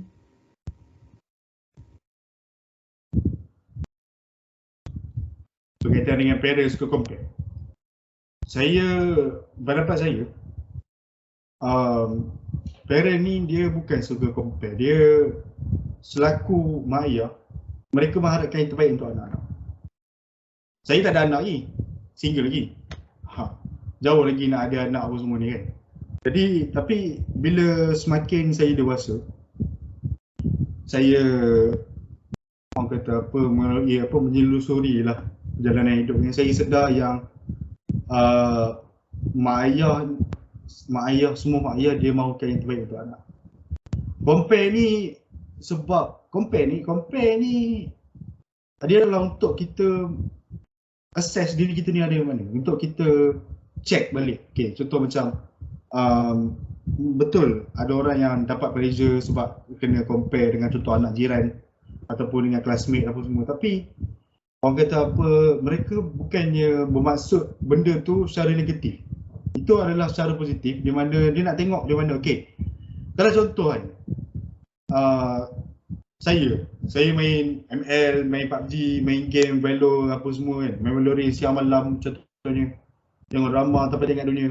And then mak ayah compare, anak kamu punya classmate tak buat tu, tak study ke? Adakah benda tu, soalan tu tak wajar disoalkan oleh mak ayah anda yang mempunyai tanggungjawab kepada anda? Adakah tak wajar soalan tu ditanyakan? Anda masuk MSM, korang semua masuk MSM ni kan? Sekolah berasrama penuh, yang di mana korang semua ni akan menjadi satu aset kepada negara untuk menjadi pemimpin kan? Alhamdulillah saya dengan Hakim so far kita orang okey. Kita dapat membuktikan bahawa Mara ni mampu, Mara dan juga MSM ni dan juga guru-guru mampu melahirkan orang-orang yang macam kami. Bukan riak, maksudnya macam kita berjaya ke arah yang lebih cerah. Sebab kalau daripada bawah tak berjaya, macam daripada mula SPM tak berjaya, kita tak ada option yang banyak. Kita tak banyak boleh pergi. Jadi ibu bapa kita ni, diorang dah hidup at least orang kata apa, 2 kali lebih lama dari kita. Maksudnya contoh macam ayah saya umur 20, ayah saya dah umur 60. 3 kali umur hidup saya. Diorang ni banyak penumpang hidup. Banyak dah perkara yang diorang lalui. Guru-guru pun sama. Diorang semua dah lalui banyak perkara dalam hidup apa semua. So diorang mesti nak yang terbaik. Kita yang masih muda ni, saya dulu pun mesti, saya pun rasa macam betul ke SPM ni lah, takkan kerja biasa-biasa je dah kan. Tapi bila kita tengok kejayaan orang lain apa semua, saya pun tergerak hati macam takkan nak kerja biasa-biasa je. Kita pun nak orang kata apa, menjadi satu anggota masyarakat yang berjaya. Jadi saya rasa mak ayah compare tu tak patut diambil secara negatif, tetapi cuba tanya mak ayah balik. mungkin cara penyampaian tu mungkin mungkin kurang orang kata susah untuk diterima oleh kita, tapi kita duduk berbincang dengan ayah. Okay, saya ada abang ada masalah sini, kakak ada masalah macam ni, so mungkin abang mungkin boleh fahami apa yang saya tengah lalui sekarang ni, contohnya macam tu lah. Okay, baik, terima kasih Kemal. Satu penerangan yang sangat jelas. Tahniah MRSM PDRM MARA kerana melahirkan student seperti Kemal. Jadi bagi pendapat saya pula, kita perlu faham sebenarnya comparison dan competition, perbandingan dan persaingan adalah dua benda yang berbeza. I would say comparison is not healthy for our growth, tapi kita kena tengok perspektif macam mana yang kita tengok. Kadang-kadang ada anak-anak ataupun rakan-rakan kita, saya sendiri, mungkin kadang-kadang kita tengok comparison itu sebagai satu wadah untuk melemahkan semangat kita, membantutkan perjuangan kita. Tapi sebenarnya jika kita pandang dari perspektif yang berbeza, dari perspektif yang positif, kita boleh jadikan dengan itu sebagai satu batu loncakan untuk kita sama-sama memperbaiki diri, untuk kita menambah baik, improve apa yang patut kita improve. Dan saya tertarik tentang Ikmal punya cerita. Kadang-kadang kita sendiri, kita tengok movie siang malam, main game siang malam, tak ingat dunia, tak ingat belajar. Lepas tu parents compare dan sebagainya. Tapi ada juga senario yang mana kita study 10 jam, kita main game 5 minit. Kadang-kadang 5 minit tu yang dia detect untuk kita main game. Dan itu perkara yang berbeza. Itu kita perlu stop, kita boleh slow talk, kita boleh bincang. Ayah, saya baru main 5 minit. Bagi seminit je lagi. Tapi itu bukan teknik untuk orang yang 75 hari lagi baru nak SPM RSM. Orang yang 75 hari lagi nak SPM RSM ni sepatutnya pendekatannya berbeza. Game seperti Cikgu Riz cakap tadi. Game, movie, benda tu perlu ada pengorbanan untuk kita dapat satu yang lebih baik. Jadi saya rasa comparison ataupun perbandingan ini pada saya peribadi unhealthy sebab dia boleh melemahkan semangat dan membantutkan kita punya motivasi. Tapi sebagai seorang pelajar yang cuba untuk menjadi yang lebih baik, cuba kita tengok dari sudut perspektif yang positif. Kenapa ibu ayah kita compare kita? Mungkin dia nak tengok kita lebih berjaya daripada anak jiran. Siapa yang tak nak anak-anak dia berjaya? Guru mana yang tak nak anak-anak dia, anak-anak murid dia berjaya? Pernah cikgu compare? Batch awak ni batch paling teruk yang pernah saya mengajar. Pernah? Tak pernah kan? Cikgu MRSM PDRM tak pernah buat macam tu. Sebab cikgu MRSM PDRM banyak beri kata-kata yang positif untuk menaikkan semangat anak-anak, adik-adik, murid-murid, pelajar-pelajar sekalian. Dan saya boleh katakan untuk mengatasi masalah comparison ini, kita perlulah sentiasa mengaku kesilapan kita.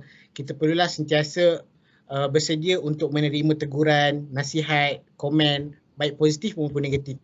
Dan mungkin saya cakap pada program Bicara Santai hari ini banyak kelemahan dan kekurangan yang perlu saya perbaiki untuk acara-acara ataupun program yang akan datang. Kerana kita manusia biasa yang tidak lari daripada kesilapan. Begitu juga dengan ibu ayah kita. Mereka juga manusia biasa dan kita perlu ingat bahawa tiada ganti ibu ayah kita di dunia ini. Selagi mereka masih ada, ingatlah bahawa mereka lah yang mendidik, membesarkan kita daripada kecil dan mereka tidak lari untuk melihat, untuk nak tengok kita berjaya. Mestilah kita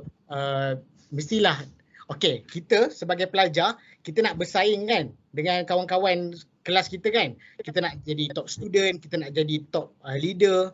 Begitu juga dengan ibu bapa. Pada pendapat saya lah, mereka ada persaingan dengan kawan-kawan keluarga lain. Diorang nak tunjuk yang anak mereka ni adalah anak yang terbaik, anak yang boleh jadi pemimpin, anak yang boleh menanggung mereka ketika mereka sudah tua dan sebagainya.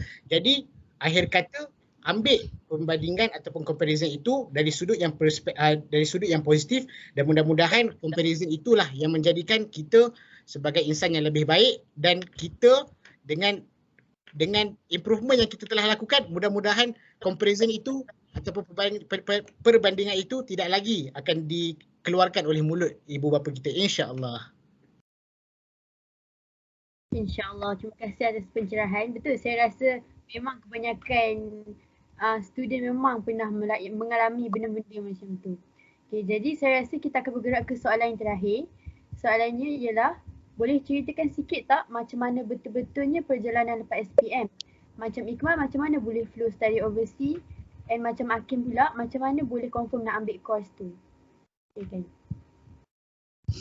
Saya mula dulu boleh? Sebab Iqmal mungkin cerita dia lebih panjang. Dia suka bercerita, bagus Iqmal ni. Okey, baik. Macam mana saya boleh tertarik untuk berada di DRB Highcom University? Yang pertama sekali, Cikgu Nurhaliza lah orang yang share link di grup kelas account tentang pembukaan permohonan scholarship di DRB Highcom University. Saya masa tu try luck je dengan result SPM RSM tak silap saya. Bila saya apply, Alhamdulillah saya dapat Foundation in Business, full scholarship with monthly allowance. Monthly allowance dalam 300.5 dan saya tak perlu bayar apa-apa lah. Saya datang goyang kaki, daftar. Lepas tu masa hari pendaftaran tu, ada soalan jawab, saya tanya-tanya sikit, show off sikit. Lepas tu saya balik jumpa kawan-kawan yang baru, saya kenal dengan kawan-kawan sana. Lepas tu, yang saya sedarnya, sebab DRB Highcom University ni, dia merupakan IPTS, Institusi Pendidikan Tinggi Swasta, dan dia bernaung di bawah DRB Highcom Group Berhad. Bagi yang tak tahu, DRB Highcom Group Berhad ni merupakan satu conglomerate company yang mana ada lebih 70 operating companies di bawah dia.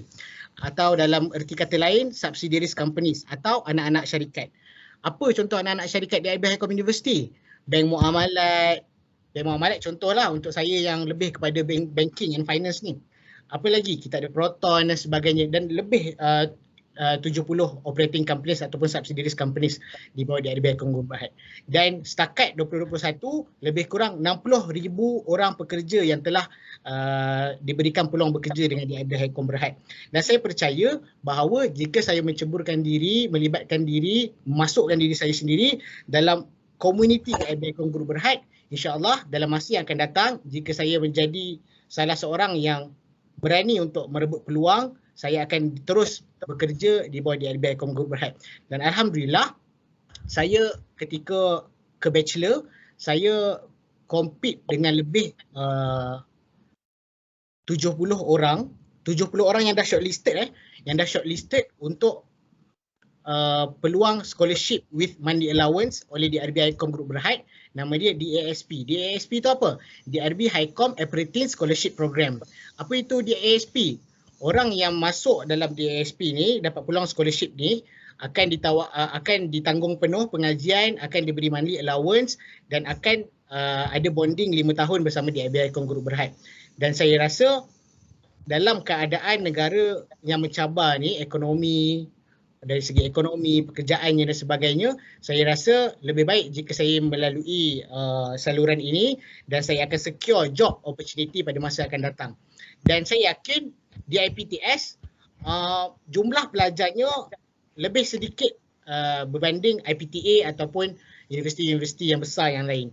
Dan saya yakin dengan jumlah yang kecil ni, saya mampu, orang kata, standing out of a crowd lah. Saya boleh bersaing dengan para pelajar dan Alhamdulillah di masa saya first year, hujung-hujung first year, sekarang saya second year kan, saya berjaya compete untuk jadi Vice President Student Representative Council melawan student yang third year, fourth year, last year dan sebagainya.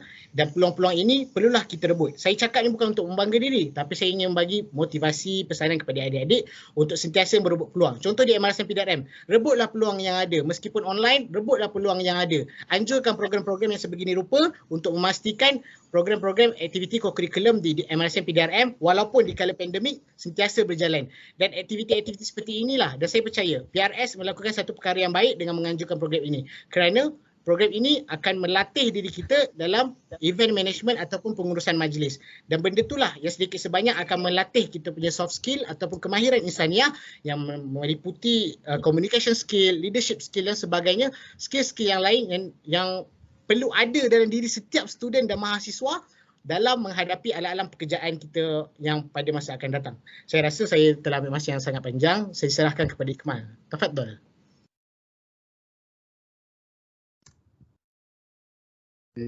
Okey. Baik. Jadi kita dah dengar penjelasan daripada Hakim tadi. Kita punya scholar daripada DRB-Icom. Alhamdulillah. Jadi jalan untuk pergi ke overseas. Saya punya beasiswa. Saya bernaung di bawah Young Talent Development Program ataupun YTP MARA. Jadi YTP MARA ni adalah satu program pinjaman boleh ubah di mana MARA menawarkan banyak program yang merangkumi banyak bidang pengajian dan juga sama ada dalam negara atau luar negara untuk mendapatkan pinjaman boleh ubah. Pinjaman boleh ubah dengan beasiswa ni dia ada beza. Ada pinjaman boleh ubah macam saya.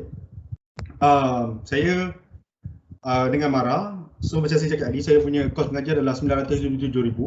Tapi dengan syarat saya graduate first class bila saya ambil degree, saya cuma kena bayar 10% je, 97,000 je. Jadi kalau saya belajar di dalam negara, untuk yang dalam negara, jadi saya cerita untuk perjalanan ke degree. Untuk dalam negara semua 15% je kena bayar balik. Jadi waktu lepas habis PM tu, mula-mula awalnya tak berniat pun nak sambung overseas. Saya dengan Sufi kan, kita tu tak berniat pun nak sambung overseas. Macam saya target nak masuk UM je, nak sambung PASUM. Dan Sufi nak masuk UPM Bangi. Jadi kita orang dua tak adalah bincang pasal UTP tu. And then kita orang tahu decide nak ambil International Baccalaureate. Susah sikit sebut. Jadi lagi lah kan. Di KMB sebab time tu tengok pengajian program di luar negara. Bila pergi overseas baik. Apa apply? Okay, kita apply. Lepas tu ada interview. Nanti kita orang interview dekat dekat Bangi tu. Sebelah KPTM kot. Saya tengok. Ke Kolej Politek MARA Bangi. Kolej Politek MARA Bangi. Nanti interview. Ramai lah. Beberapa ratus orang di time tu. And then time tu KPTM betul tu. KPTM Bangi. Jadi time tu ada 4 orang panel. Time tu ada 9 orang. So time tu kita orang interview lah. Dia interview tanya. Time tu kita ada case study. Case study ni macam kita diberikan satu situasi. Dan waktu tu panel judge akan assess kita. Dia akan tengok performance kita time tu. And dia akan tanya kita punya kecenderungan, apa kita punya pencapaian waktu sekolah, apa semua, kenapa nak pergi belajar overseas. Jadi soalan-soalan yang macam tu. Jadi lepas tu keluar result dalam lebih kurang bulan 5. And alhamdulillah saya dengan Sufi, kita orang dua-dua dapat masuk ke KMB. And then kita orang sambung International Baccalaureate. International Baccalaureate ni satu program yang agak mencabar. Antara dia program diploma 2 tahun. Agak satu course yang agak mencabar. Ada satu lagi adalah A-level. A-level pun ada. Dan kalau korang search, YTP MARA 2020, pergi kat website. Ada pergi kat bahagian, tak ingat saya, bahagian program pengajian. Kat situ ada. Korang boleh pergi ke France, ada MFI, Malaysia France Institute. Kalau nak tahu, contohnya macam, korang kenal saudara Rizan Haikal, kan? Presiden Medopi atas saya. Dia dekat France tau sekarang. Dia dekat France. Baru fly bulan lepas. Lepas tu kita ada JMI, German Malaysia Institute. Kita ada apa lagi? Under MIAT, Malaysia Institute Aviation, yang tu Rusia. Ada juga MSI tu, UKL MSI tu, Kulim tu. Itu tempat persediaan untuk pergi overseas tau. Pergi ke Spain. Ada senior atas kita orang, 2 orang kot nak pergi under MSI. Jadi ada kita orang punya batchmate pun sama juga, Mamdo pergi ke dekat Jerman sekarang. Dia ambil A-level Jerman, masuk JMI. Jadi dengan MARA ni antara bagi saya lah, perjalanan yang termudah untuk kita mencapai niat untuk kita pergi ke overseas. Jadi selepas kita orang dah habis exam, kita orang dapat keputusan exam bulan 5 dapat ambil exam. Bulan 7, bulan lepas, bulan 7. Jadi alhamdulillah saya dapat keputusan yang alhamdulillah lepas requirement MARA. Dan saya mendapat offer daripada University of Edinburgh, universiti ke-16 dalam dunia. Jadi saya mengambil kos kimia sebab itu yang saya minat kan. So sebab tu saya cakap, daripada awal masuk tu kita dah kena ada target. Kita nak sambung mana? Okay, aku nak sambung accounting. Okay, kalau sombong accounting mungkin boleh ambil apa nama, CIT ke, CCA ke. Kita ada saudara Afif Rozi dalam ni yang pergi masuk KPM Air Molek pun dia pun under MARA juga. Jadi banyak lagi scholarship. Petronas pun ada. Petronas pun ada yang overseas, ada yang dalam negara. Banyak lagi. Dia cuma kena research dan juga requirement dan juga bidang pengajian mengikut tahun berubah. Contohnya saya ada berita yang mungkin saya nak beritahu awal. Untuk yang nak ambil medik, untuk ke overseas, MARA tak tawarkan dah. MARA dah tak tawarkan pergi ke overseas. Dan cuma ada yang boleh masuk ke, kena ambil medik, boleh masuk ke USM, bersama ke USM, ataupun boleh ambil masuk ke College MARA Kuala Nerang, and then boleh sambung ke UniKL RCMP, Royal College Medical Perak. Itu kalau nak ambil medik.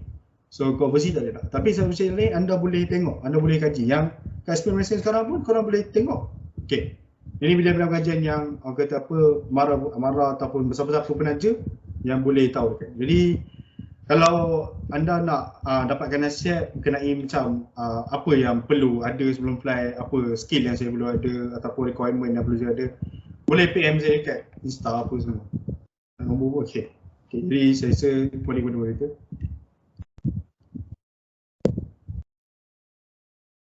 Okey, banyak kita dapat hari ini. Alhamdulillah, nampaknya program kita dah sampai ke penghujung. Jadi, ahli panel ada apa-apa yang ingin disampaikan kepada para pelajar? Sila saudara Hakim. Okey, saya dulu Okey, baik.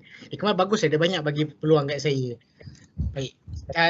Sebelum saya ke nasihat yang terakhir, saya ingin sentuh sedikit tentang cerita-cerita Ikmal tadi. Saya turut berbangga rakan-rakan saya berpeluang untuk belajar, melanjutkan pelajaran di overseas.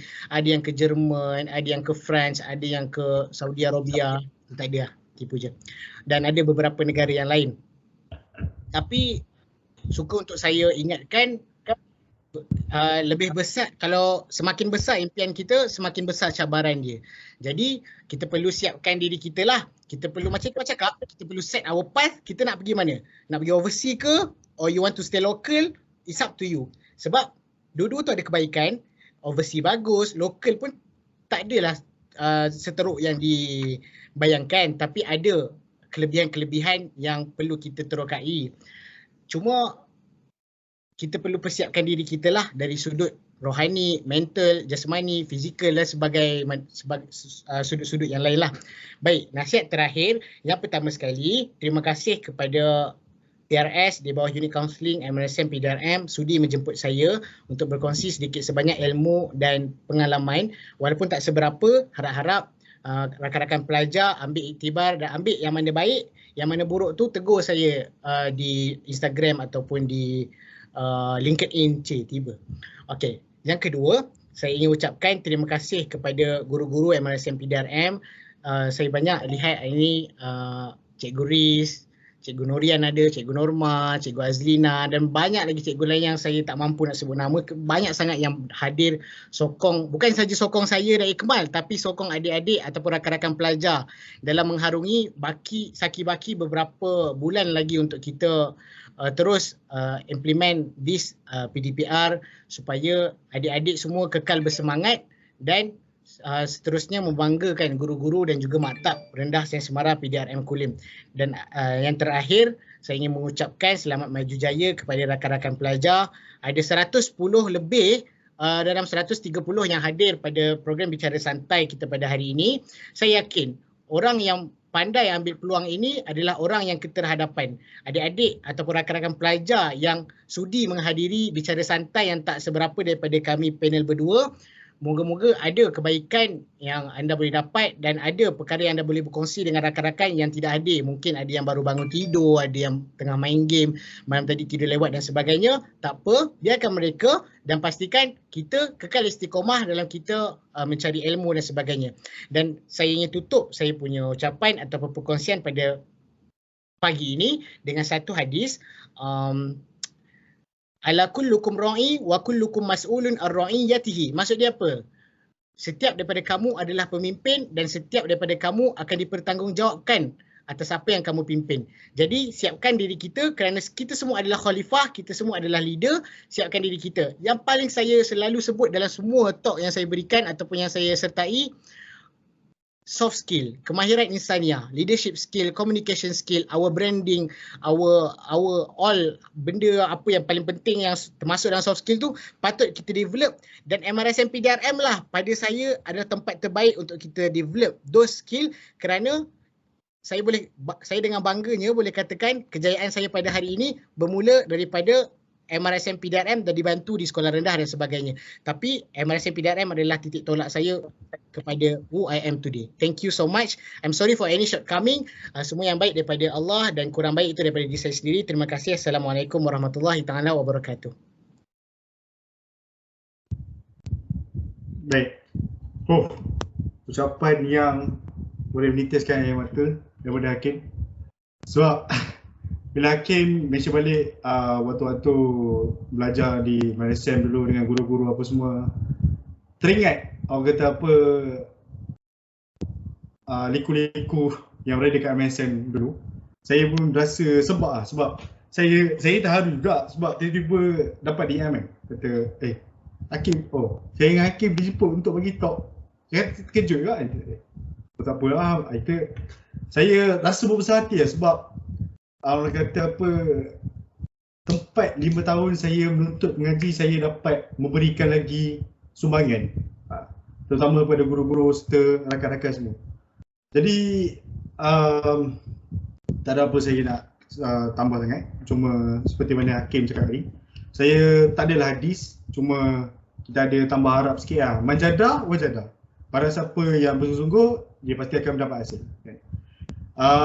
Saya nak ucapkan terima kasih banyak-banyak juta penghargaan kepada PRS dan juga Unit Counselling sebab menjemput kami pagi ini.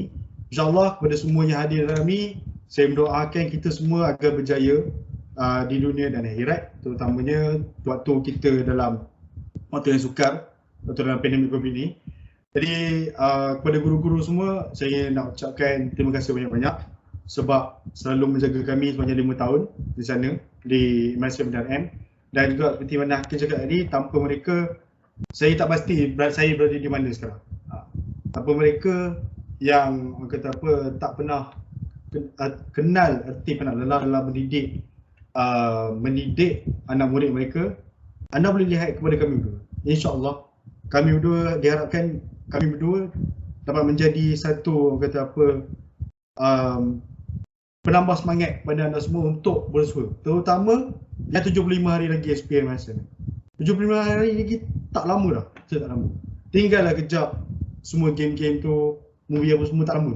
Lepas habis SPM, lepas habis SPM, boleh relax. Boleh relax 5 bulan. Nak buat apa pun buat.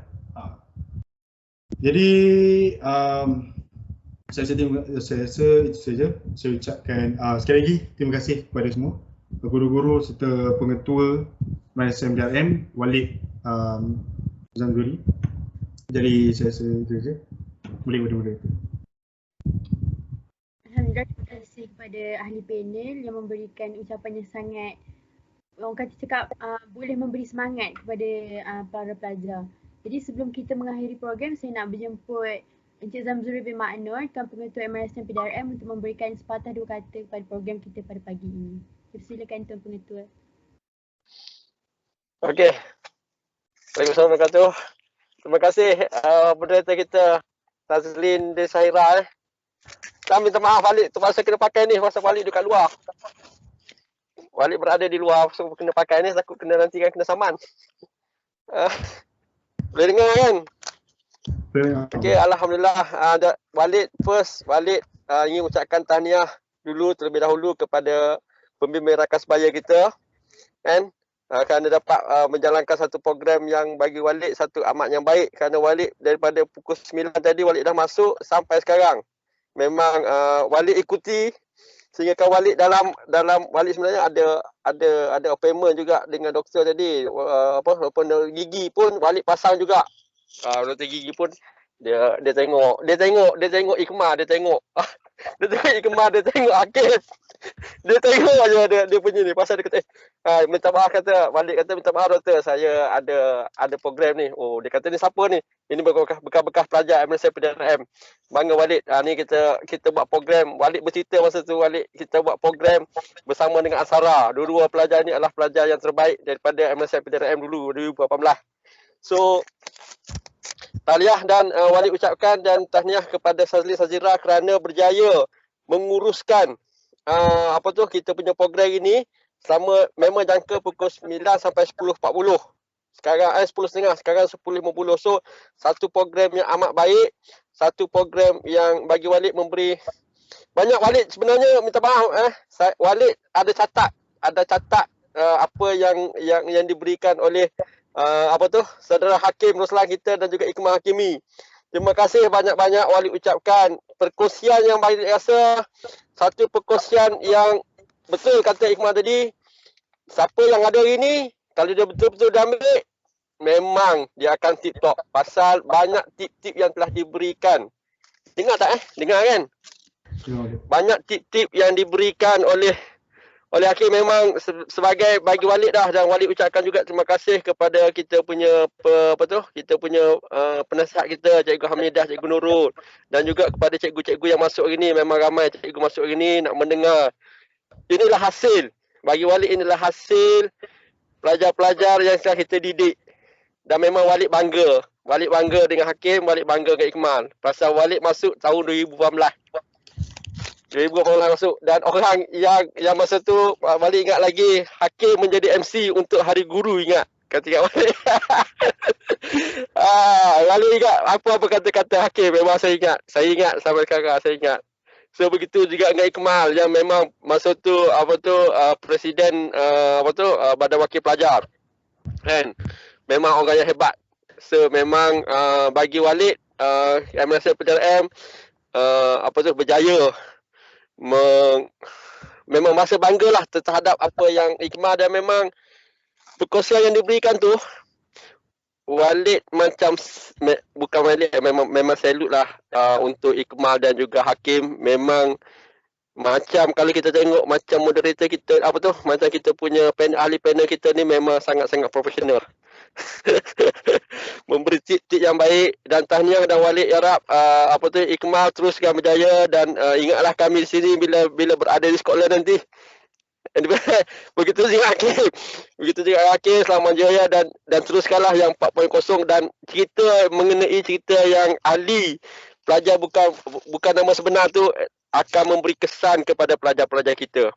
So itulah tujuan salah satu benda PRS, Pemimpin Markas Bahaya, yang akan menolong pelajar-pelajar kita. Jadilah cerita tu dengan semoga cerita-cerita kita, cerita yang dibuat oleh Hakim, oleh Ikmal, memang sangat-sangat bantu kita lah. Manjada wajadah. Kan Hikmah? Manjada wajadah. So terima kasih banyak-banyak kepada kita punya tetamu kita pada hari ini, iaitu Cik Ikmal dan juga Cik Hakim, yang sama-sama berkongsi bagi Walid sangat-sangat berguna. Terima kasih banyak-banyak. Memang memang Walid suka kali pelajar kita bercerita, bekas pelajar kita bercerita pada pelajar-pelajar kita, memberi kesan. So tahniah dan terima kasih, maju jaya, dan itu sahaja pada Walid, dan Walid ucapkan terima kasih banyak-banyak, dan juga kepada guru-guru yang bersama-sama kita hari ini. Ucapkan terima kasih kerana bersama-sama kita hari ini. Dan kalau boleh kita rekod benda ni, Syazlin? Ya, kita rekod Walid. Kalau kita rekod, boleh tak kalau kita rekod ni masuk dalam Teams? Boleh Boleh, nanti boleh tengok balik. Walid ingat masukkan dalam Teams dan wawarkan kepada pelajar, kerana tips-tips yang diberikan oleh Iqbal dan juga Hakim memang sangat-sangat berguna. Memang kalau ikut sini, kalau Walid tengok memang tentang agama, tentang cabaran cikgu-cikgu pun ada, sebagai suami isteri, sebagai bapa pun ada. Memang dititik beratkan bagi Walid, semua yang diceritakan tu memang semuanya ada kat sini. So Walid harap benda ni masukkan dalam ni. Dan sekali lagi Walid ingin ucapkan tahniah kepada pembimbing rakan sebaya kerana menjemput dua dan juga terima kasih kepada kita punya ahli panel kita kerana sudi walaupun dalam PDBR kerana sudi menerima jemputan MRSM PDRM ni. So Wali ucapkan terima kasih dan tahniah dan semoga terus berjaya dan mengharumkan nama MRSM PDRM. Itu saja pada Wali. Terima kasih. Assalamualaikum warahmatullahi wabarakatuh. Waalaikumsalam. Terima kasih Walid atas ucapan. Okey, jutaan terima kasih diucapkan kepada ahli panel kita pada hari ini iaitu Saudara Ikmal dan Saudara Hakim kerana sudi share tips segala isu berkaitan online kelas dan harap kita semua dapat manfaat lah. Jutaan terima kasih juga diucapkan kepada guru dan pelajar yang sudi hadiri majlis kita pada hari ini. Untuk pengetahuan semua, dekat bahagian chat box ada disediakan link feedback untuk majlis ni. Lepas habis program boleh isi. Kami dari pihak PRS ingin memohon maaf atas segala kekurangan sepanjang program berlangsung. Sesungguhnya yang baik itu datang daripada Allah dan yang kurang itu datang daripada kami sendiri. Sekian, terima kasih. Sebelum tu boleh nak minta semua guru-guru, para pelajar untuk buka kamera untuk kita buat sesi penggambaran sikit. Gambaran online je lah.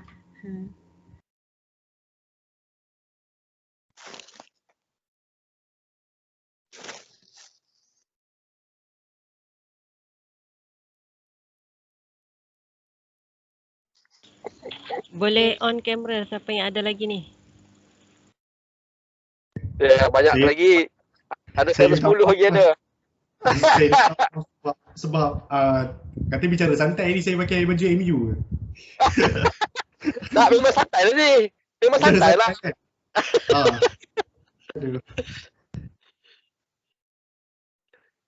Okay, ready? 1, 2, 3. Okay, sekali lagi. 1, 2, 3. Okay, last freestyle. 1, 2, 3. Okay, Alhamdulillah. Terima kasih kepada semua wali, guru-guru dan juga para pelajar yang sudi menyertai program kami pada hari ini. Program Sulung PRS. Terima kasih semua.